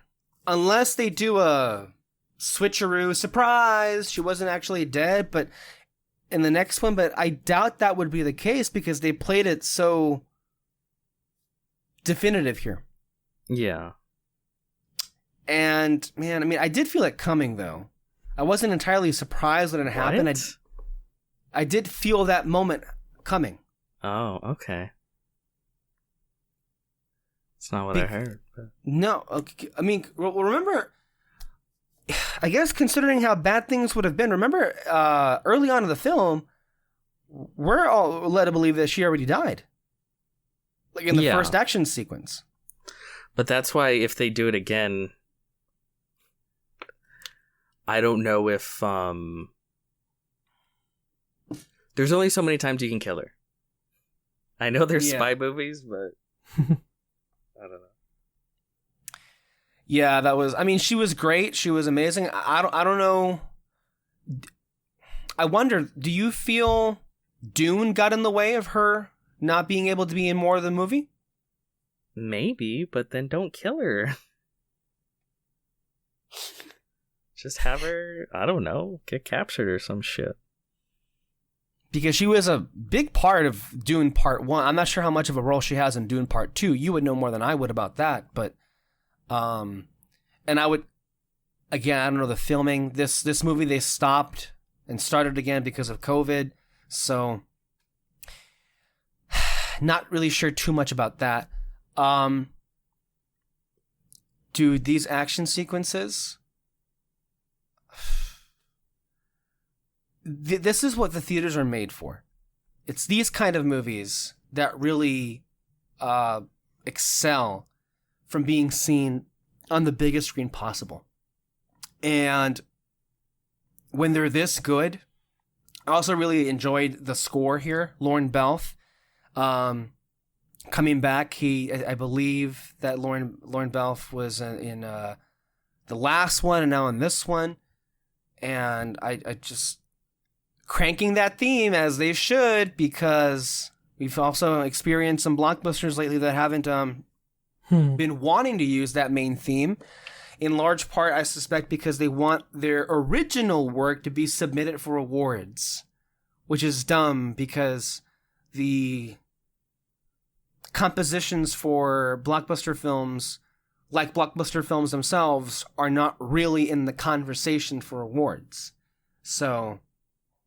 that probably could be one of the reasons as to why that happens. But no, I loved this movie completely. Honestly. And I just like, I sat there at the end just like, damn it, I want to see part 2 right now. I'm excited. Mm-hmm. Like I told you guys, like it felt, it was a whole, well, let me see, how long was this? Was this almost 3 hours? Was it 2:45? Something like that. Yeah. So. I mean, it's basically... it is, like, longer than the Dial of Destiny, but it feels so much shorter than the Dial of Destiny. That's insane. To have a movie that long, and it just goes and goes and goes and goes, and you're in it the whole time. So, yeah. Anything else in the movie? No, action scenes were great. No. Everyone was great. Good movie. Great. I felt the stakes of it. You know, I was actually like, damn, how the hell are you gonna get out of this? And when does the second one come out? I don't know. I hope it's not a long time. If it's a part 1 and they film these movies back to back, the usual consensus would be is that the part 2 would come out next year. Right? Yeah. What's that? Yeah, we're just gonna ignore that, guys. I'm not. Didn't want to address it. Someone was watching a video. It's fine, and it played. But usually, when you make a part 1, part 2 comes out the next year. Okay, that's what I was trying to say. Yes. Anyway, if you haven't seen Mission Impossible, we just spoiled it for you. But who cares? Go watch it anyway because it is amazing. You'd be hard pressed to find better action sequences than what you see here now. Also, I know, and I may ruffle some feathers by saying this, but I think to me, especially with watching Dead Reckoning, all of the things that are missing from me about a John Wick movie that would get me more invested in what's going on kind of is present here. Because I think what also, it's not just like amazing action set pieces, which by the way, the last John Wick was amazing. It had great sequences. But my issue with the films is I always walk out of those movies with a migraine because it is just relentless, mind-numbing action, and it's all it is. It rarely ever stops. Keanu Reeves says 5 words in maybe a whole movie. That's kind of what they are. And with me, I like more of a story and plot mechanizations at the very least, if that's what you're going to have. And Mission Impossible seems to have the very thing that I was missing from the John Wick films for me. Of course, most people, I would say, would not feel that way at all. But, for all the years that I've been trying to articulate as to what's been missing from me from the films in the John Wick series, go look at Mission Impossible. It's got exactly what I want out of a series like this. Okay. With that being said, we're going to end the podcast with the last big story, which is SAG-AFTRA is striking. We kind of were feeling it was heading in this direction. They had a 12-day extension earlier in the month, which turns out they really didn't want that extension to negotiate. They wanted that extension to just bank as many fucking interviews as possible for the movies that are going to come out this month and next month.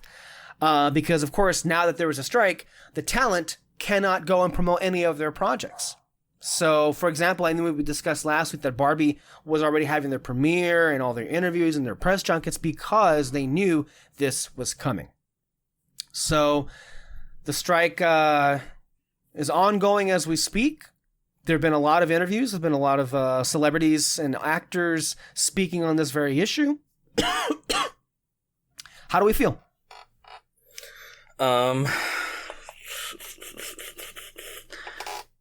This isn't actually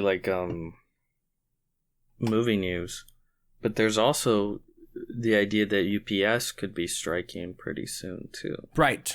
So there's going to be a lot of striking, a lot of labor movement, a lot of stuff like that. Unless Joe Biden steps in and crushes them again like he did with the railroad workers. Yeah, go fuck himself, right? Mm-hmm. Or go fuck yourself.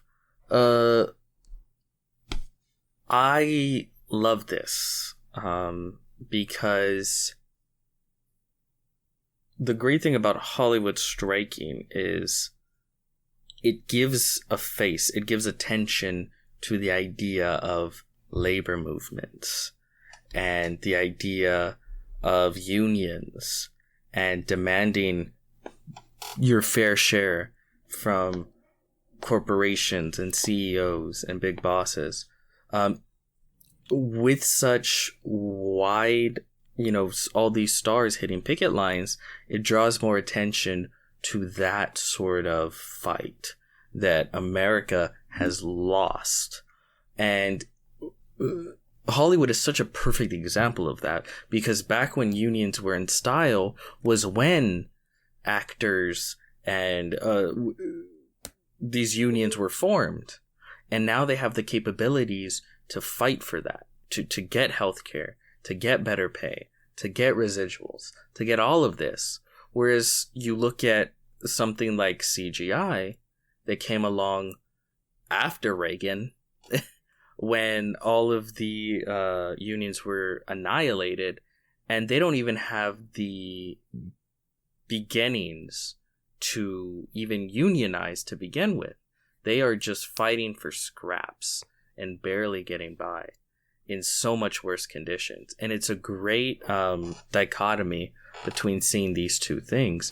And I think hopefully, again, the more people that go out and demand better wage, demand to better treatment by employers, I think that just encourages more of that in other industries, and that's what gets me excited about that and stuff. Yeah. I agree. Yeah, I mean, that's basically all of this tied up in a really good bow, which is all of us understand very well that the civilization that we live in is very much rigged for those at the top to reap whatever they want out of anything, out of other people's work. And I think just the very idea that there are various strikes happening at the same time across industries is very positive, because there comes a point where enough is enough. I believe Fran Drescher herself said in the press conference that at some point the people stormed Versailles, the gates of Versailles, obviously an allusion to the French Revolution, which we all know very well from the history books, happened because of basically, just the greed that was going on from those at the top. And I think we see it every day in our lives, and we see it every day across all industries, that's just how the world is built to run. And even more so now lately in these last few years, it just comes down to a matter of greed. And I feel like to a certain extent, and maybe some of you would argue to a large extent, the studios maybe really misplayed their hand here and letting those actors go out there and talk to the cameras, because who's better than actors than communicating a message through the lens? And we've seen various actors in these last few days really break down this whole thing in a really succinct way for everybody to understand and most people to sympathize with what they're going through, because it also is a familiar tale. It's what all workers are going through right now across all industries. And I feel like we're at a moment where everybody should be striking and everybody should be demanding more at a time when those at the very top are literally just stealing it all for themselves when they don't need to. When they're making, 30 times, 400 times the amount that their lowest paid worker is earning?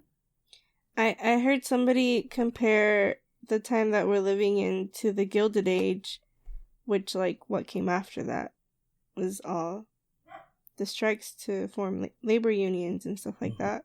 So I'm excited to see, and super interested to see what happens, because I mean, a big difference is that we now have social media, and people have way bigger platforms to communicate to others and hopefully have other people realize, hey, this needs to get done.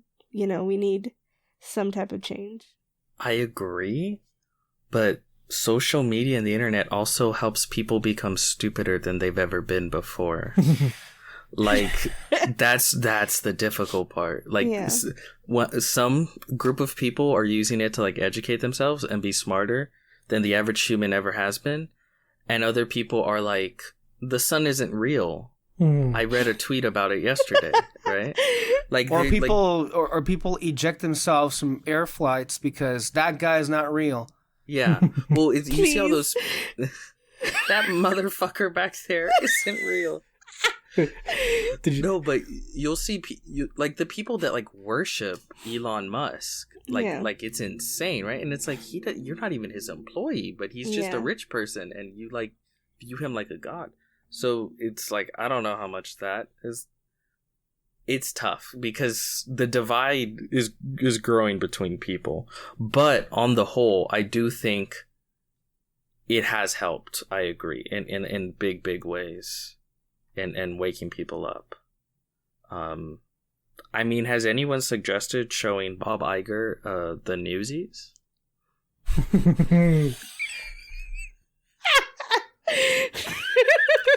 That was also just a stunning for... It could work. It was a really stunning turn of events the first day, because usually, I guess when strikes happen, and I don't remember exactly how the first few days went for the writers, or if the studios were just kind of like able to, you know... Because one thing we have to mention is the news trades, like Variety and Hollywood Reporter, they're so pro-corporate. They're unbelievably, like, pro-corporate. Like, but this is the problem, though, right here. This is, again, not to sound like a disgusting, filthy comedy, like, this is the problem with runaway capitalism. Yeah. Because who owns those newspapers? What happens when one company owns everything? Like, there's reports now that Bob Iger is thinking about selling Disney to Apple. What happens when one company owns everything? That's why, to me, labor movements are now more important more than ever, because there is this thing of like, these workers demand more wages, da da da da da. Yeah, maybe your company shouldn't be that fucking huge. Yeah. There's no reason that one person should own 50 newspapers and own all of this. What happened when one newspaper was one fucking business? Okay, I don't want to... No, keep going. I don't want to jump on on myself. No, this is the truth here. That's your job. But no, yeah, that's what it is. Well, I was going to say, it was a stunning first day of the strike where, out of nowhere, Fran Drescher really came out with this really impassioned speech, and she kind of was the perfect person to communicate that to. The way that I felt is, you know, everybody knows Fran Drescher. Isn't she a Trumpy? No. Anti-vax, no? Probably. I don't know. Hollywood has always been, because the anti-vax movement birthed from the wellness place, center. So anti-vax has always been both left and right. But then, of course, COVID kicked it full right wing. Basically, but no, I don't believe she was a Trumper at all. No, she was not. No, she's always been very pro. You've never seen The Nanny? Yeah, and The Nanny had a whole episode where she refused to cross a picket line.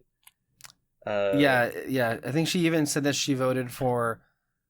You know, she voted for Clinton, and she lived in a household that was very much Republican. Yeah.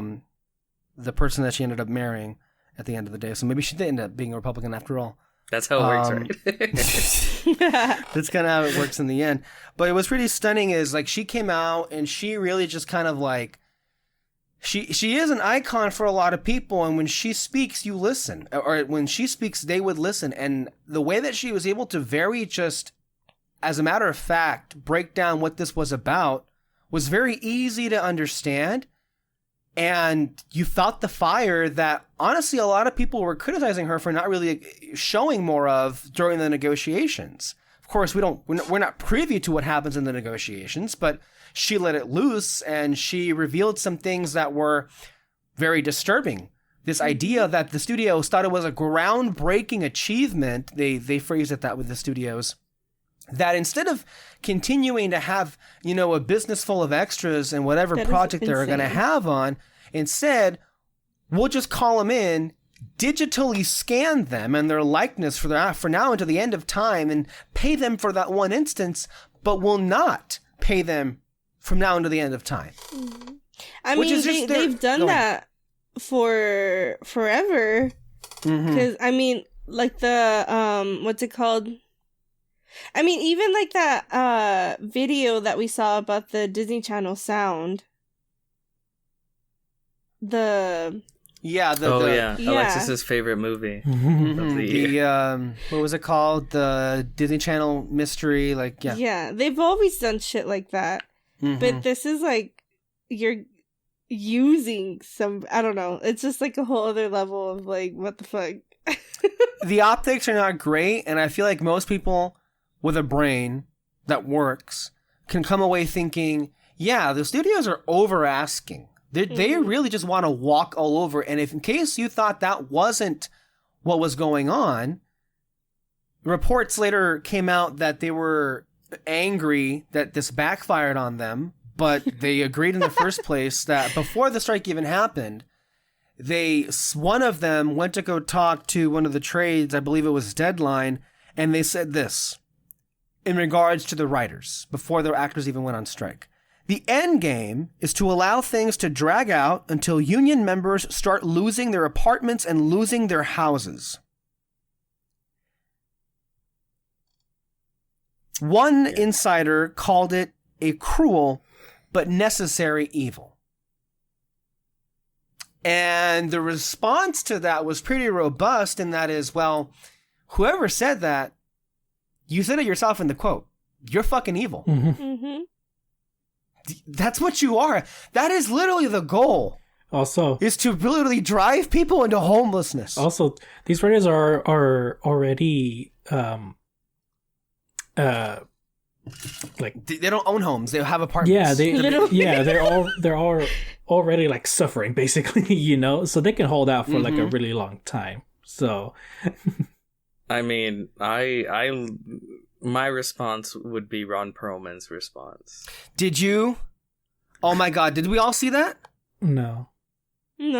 No, wait, I gotta play it right now in real time. You guys, you have course. to see this response. Ron Perlman responded exactly to, I think this is even after, he waited until the strike was official. Was it to this quote? Yeah. It was to this. Ooh. It was about waiting out them losing houses, yeah. No, he was fucking pissed. And he responded in the way that Ron Perlman, that only Ron Perlman would. This is what he said. The motherfucker who said we're going to keep this thing going until people start losing their houses and their apartments. Listen to me, motherfucker. There's a lot of ways to lose your house. Some of it is financial, some of it is karma, and some of it is just figuring out who the fuck said that. And we know who said that.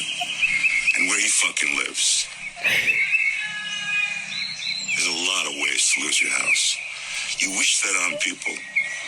You wish that families starve while you're making $27 fucking million a year for creating nothing. Be careful, motherfucker.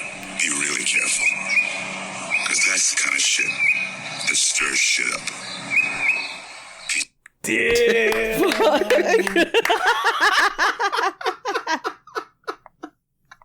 That's the first day of the strike. That's the most insane. That was day one. That's the most insane That is threat fucking ever. scary. I would be scared if that was that person. Jesus. David, I'm sorry. Say it again. I didn't hear you. That was just the most insane threat I've ever heard. There's a lot of ways to lose a house. Fuck. I love it. See, that's exactly, and you know, I guess if you know me, this is not much of a surprise.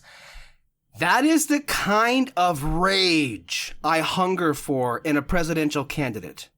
Rage that's actually using it to do good. Not rage in the sense that Republicans spout out hate and rage. Rage that gay people are breathing. Literally, right? Yeah. And, dude, there's so many moments, and like, there's a lot of ways to lose a house. I was like losing my shit. Yeah, there are a lot of ways to lose a house. And when he said, one of the ones is figure out who fucking said that. Please. Well, this is the thing. He said 27 million. That's the number they threw around for Bob Iger.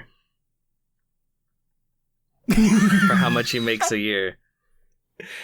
And look, to be fair to Bob Iger, this is the man that was perfectly okay with letting his own employees at Disneyland live out of their cars when they were negotiating their own deal.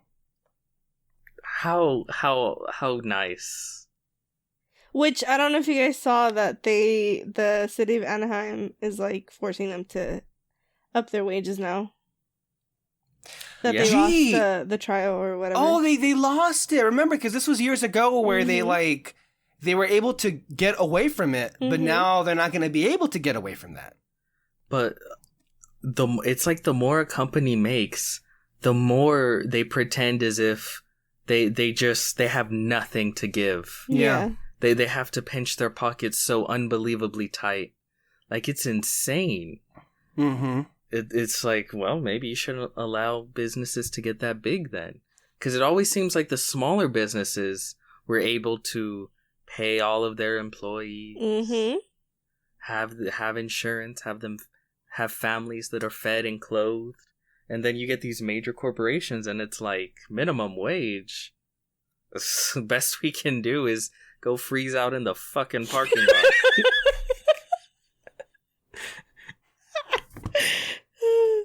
Our final offer. Our final offer. It's like, yeah, they fight tooth and nail. And again, this is not just the Disney thing. It's not just the Hollywood thing. It is every multinational corporation anywhere. It is a constant struggle where the higher-ups fight tooth and nail to let any of their own workers make any kinds of significant gains as to what they're being paid. And again, it's just, when they do that, they tell on themselves they do not care about their lives. They do not care that most working people, not just in this country, but all over the world, have not been able to make any kind of meaningful gains in acquiring wealth, and in large part because the Howard Schultz, because the Jeff Bezos, because the Bob Igers are hogging it all for themselves. Yeah. They're taking all the money for themselves. Like, this is the thing. And I mean, in this case, it's true that WB has no money. Yeah. Then why is David Zaslav getting insane fucking bonuses? He hasn't been there, what, a year? And he's getting one of the most insane bonuses in the history of this industry.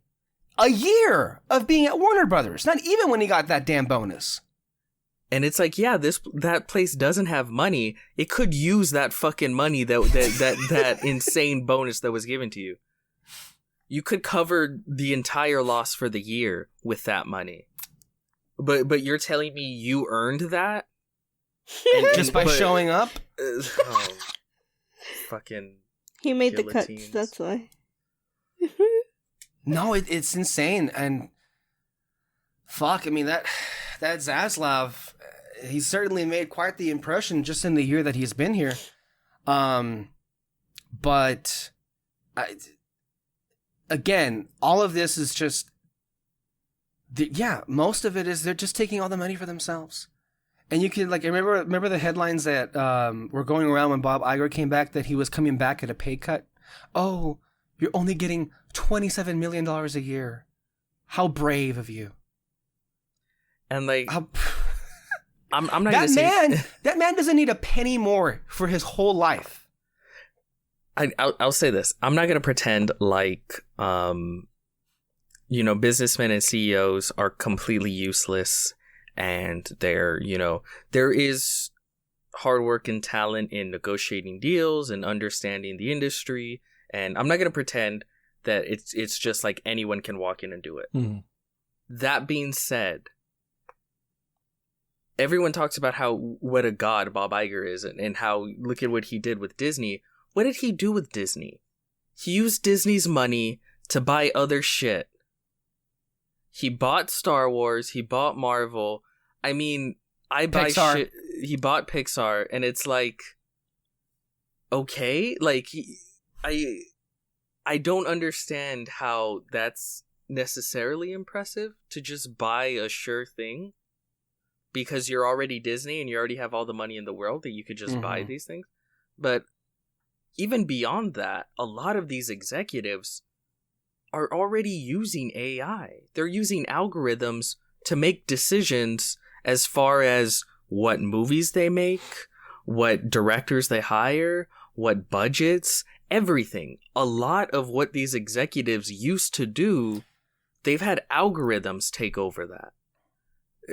They punch in numbers to see what'll get them the money. So it's like, why are you needed? Mm-hmm. If you're just the one that speaks for the computer, it seems like you're the one that's the most likely able to be replaced with AI. And like what Ron Perlman was saying there, and then I believe also Sean Gunn said himself in a different video while being on the picket line, Yeah, that these executives, like, what exactly are they getting this money for? They're literally for taking credit for the stories that somebody else made? That's the thing. He bought Star Wars. He didn't create Star Wars. George Lucas and hundreds of other amazing artists made Star Wars what it is. He bought Marvel. He didn't create Marvel. You could say Stan Lee, Steve Ditko, Jack Kirby, and so hundreds of other artists. They made Marvel what it is. They wrote those stories. They're the artists that created what it is.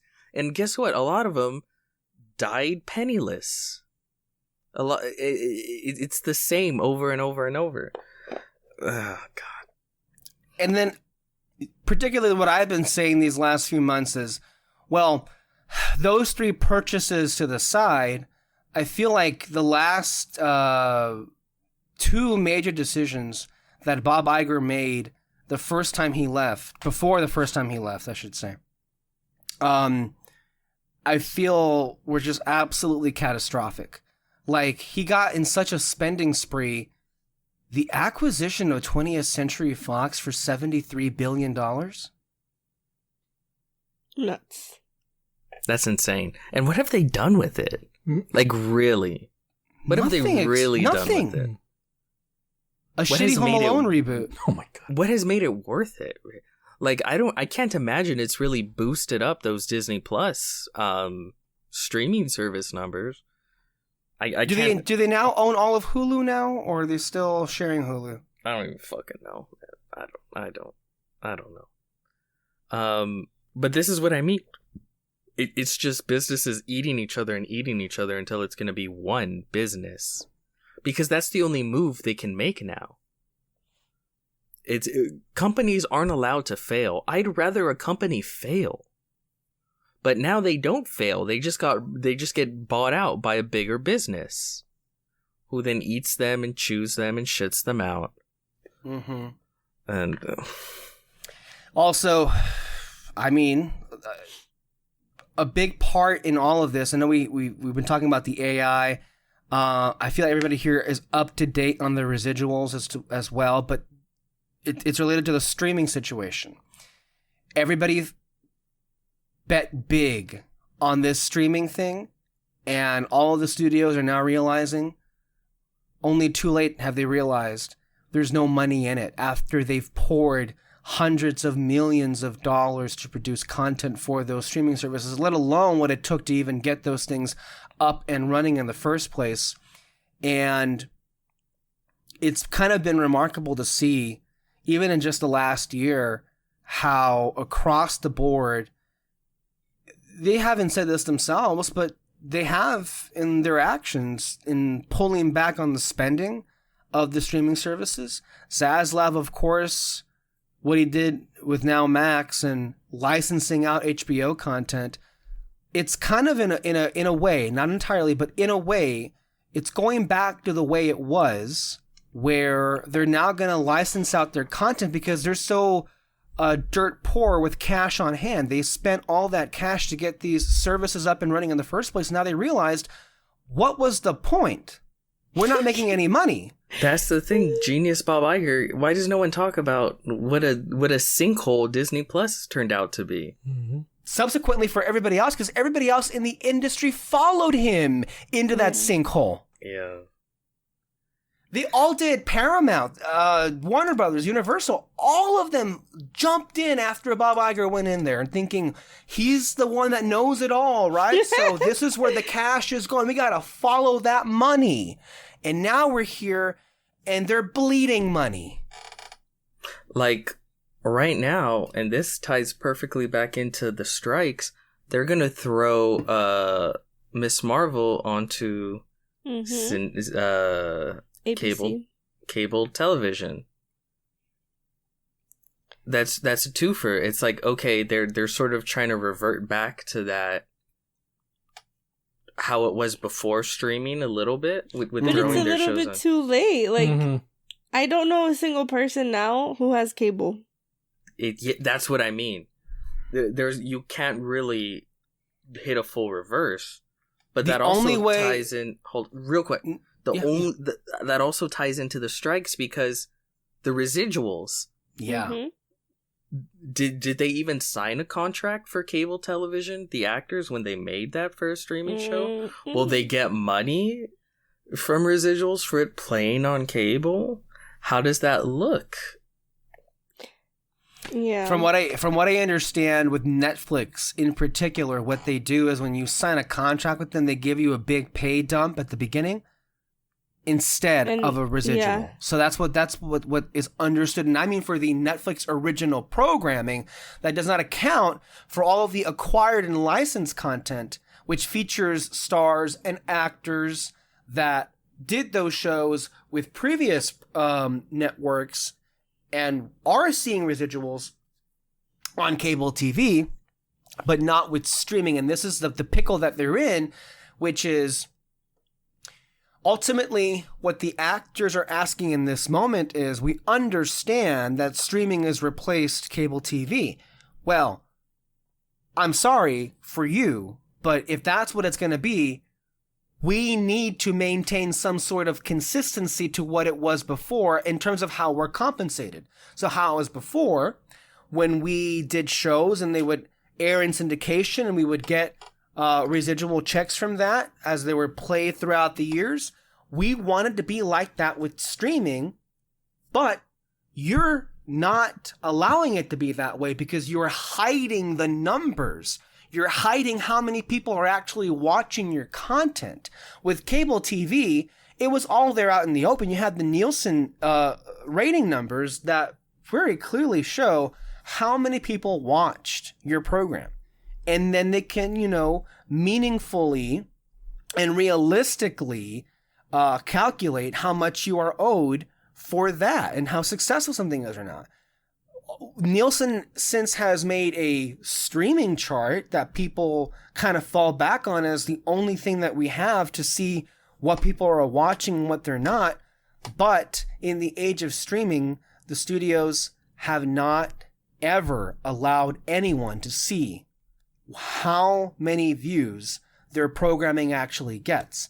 And they don't want that to happen, you could say, in part because they don't want to give the stars any residuals, of course, and in part because they don't have the money to pay them because they've spent it already on these shows that probably, if they reveal those numbers, would indicate not very many people have seen them at all. Mm-hmm. And that's what they don't want to do, because if that shit comes out, heads are going to roll. That you spent hundreds of millions of dollars on countless amounts of programming that no one watched. You threw that money away. But it's just like, it's so, some people have thankfully brought it up again and again on Twitter that, yeah, don't mistake them for being anything other than stupid. Because we've been saying this for years now. For years upon years now. That it makes no sense. The streaming model makes no sense. And if they had taken the initiative to address it in some meaningful way, they wouldn't be in the position that they're in right now, which is an industry-wide shutdown. It's one thing that the writers were on strike. I'm sure you all heard the reports that they banked plenty of scripts before the fact and that some continued to film with whatever they had in the bank, with like, fuck you, whatever, we're going to keep filming. But with no actors, what do you got? I think I saw, and this made sense to me. What's his name?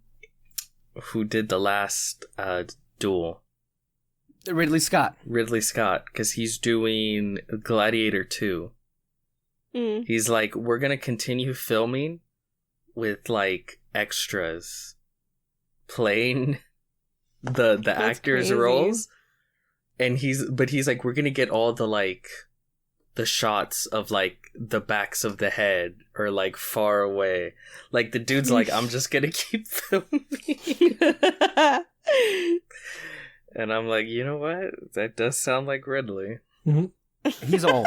He doesn't have much time left. I think he's kind of also running up against that. He said, too. I gotta hurry. But he's always been like a working director. Like, he's like, I'm working. I'm doing something. Don't interrupt me. Yeah. Basically. Yeah. It's just so funny because, like, when I think back of, like, when Disney Plus was gonna start being a thing, and all of us were very confused as to why people thought this was good. And then, did you guys ever think it would end up being where we are now? Dude, we literally just, our biggest complaint was that, people are just gonna, like, pirate your stuff, your original stuff on Disney Plus. Like that. We were saying that with the movies that they were dumping on, which also created more problems for them. A large part as to why the movies in general are not doing as well was because they didn't open the floodgates to put them on streaming services too. But you know what? I think we were wrong. We were looking at it from a piracy angle. Yeah. I don't even think it's a piracy angle. I think it's just I'll just wait angle. Mm-hmm. A lot of people just decided, like, no, I can wait. I think we forget, like, there's other people that aren't crazy about movies, that have lives and stuff. And they're just like, oh, like, I have to wait like a month to watch it? It's fine. We'll see it next month. Mm-hmm. We'll just pull it up here on Disney Plus. And I think that mentality has really fucked them over. And it's the reason why Disney movies aren't doing so well anymore. Because people got used to that, like, just pull it up on Disney Plus and watch it. That they really fucked over Pixar in that way, I think.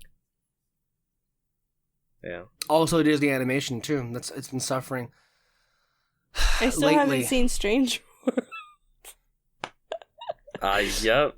I forgot it existed till you said it right now. Every time I am scrolling on there and it comes up, I'm like, oh shit, I forgot. I still need to watch that one. But then I don't. So I guess it's gonna be fascinating in the next few weeks to see, well, what ultimately happens. For the while, we're gonna see differences. We're gonna see, as we have already been seeing anyway, a significant lack of news because nothing can be developed, nothing can move forward. So the whole thing basically has come crashing down, and I'm not really sure. And then it's also interesting because, again, going back to that quote about people losing their homes, the actors are people who can fend for themselves for a little while longer. So, well, the A-lister ones for sure, the ones that have the money. The working actors probably not. Yeah. Like all the extras and the ones who just are not necessarily known. It's for them also because I think Matt Damon also said that for them, they got to make at least $26,000 a year to get health insurance. But that's also a big thing too. It's the residuals. It's the AI. It's like also them not wanting to be replaced. Go ahead, David. No, I was just gonna say, talking about like the low tier actors. Again, same thing with the writers. They know they're suffering, so like they know how to like live off with just $5 in their pocket, so they can hold out for quite a long time. Let's see how long did that fucking the people at Disney, they said like they weren't gonna take a pay, they weren't gonna get paid for like an entire year. And how long did that last? Like during COVID, maybe 6 months. Yeah, so like they're not gonna last long, especially with everything shut down now. Well, I mean, that is the question, is how long does this last and how does it end? Yeah. That's the thing that concerns me is like, well, I mean, I love it. I love the idea that they're not taking this, but at the end of the day, are they going to get what they want? Yeah. That's what scares me. I mean, I hope they do. So that's all we can kind of think of right now. Yeah, I mean, I guess like the studios were all fine and dandy allowing the writer's strike to go all the way until October.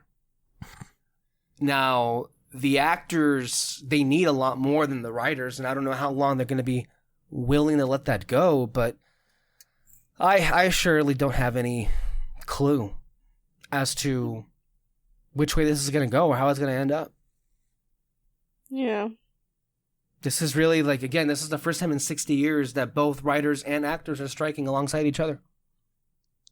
The last time, hilariously enough, that this happened, the president of the union was not Fran Drescher, it was Ronald Reagan. Interesting. Of all people. Mm-hmm. Ronald Reagan. So, yeah, well, we'll keep you guys updated with what happens and what's going on. Apparently, they were going to show some new Dune footage this week at Comic-Con. But no longer, it seems. Because what's going to happen with that? Weren't they going to, like, cancel it or whatever? No, Comic-Con is still happening, but no one's going to it. Yeah. That's so funny. They were going to show... No movie stars. I think at this point, only losers and idiots are going to be going to Comic-Con. Go, Alexis. Say it again. Wait, do you agree, Alexis? What did you say? He's just being an asshole because losers. I'm going to be going to Comic-Con. Oh, okay. I'm going to be going, and it's like, well... It's still fun. Well, I don't go there for the stars. I don't go there for the panels. I go there for the event. Mm-hmm. The expo, but are they even going to be there? Well, I mean, what? This is going to be like... this year is going to be like the chance for like low-level people, like indie filmmakers or indie comic book writers, artists, and all that to like really shine. Like, you know, He knows none of them. I know, but this is just their chance to be like, hey... read my comic, you know? Make it big. You know, I just think somebody here is a little sore that he wasn't invited to go. I'm busy. Oh, really? Stop trying to invite me, okay? I'm busy. I've already told you I can't go. This is the thanks I get for... It's getting a little creepy. What? The fact that I asked you to go to a John Williams concert and you said no? It's a long ride. Do you see what Alexis didn't tell you? Is like that is what it came down to? It was the fucking ride? No, I'll be going, and Kyle will also be going as well. So my initial assessment was correct. I forgot what I said earlier. I forgot what you said too. I don't know how any of us can remember what this was. Thanks for watching, guys. This was our episode number 472. This is 451. Join us next week for Barbenheimer extravaganza. Anywhere you listen to podcasts every single Barbie. Sunday. Okay. I was going to combine Now I Have Become Death, the Destroyer of Worlds, with Barbie. But okay, go ahead. Thank you all for listening. Thank all of you guys for being here. Wonderful, wonderful conversation, and we will see you guys next time. As always, listen to our podcasts anywhere you listen to podcasts, Apple Music, Spotify, anywhere, every single Sunday. Here, we'll be back with Barbenheimer stuff, maybe some Comic-Con stuff, with whatever little there would be to discuss. And then, of course, don't forget, TMNT Mutant Mayhem also coming out August. All of us looking forward to that very much so. Thank you guys. Stay under our spotlight, and we will see you next time. Bye-bye.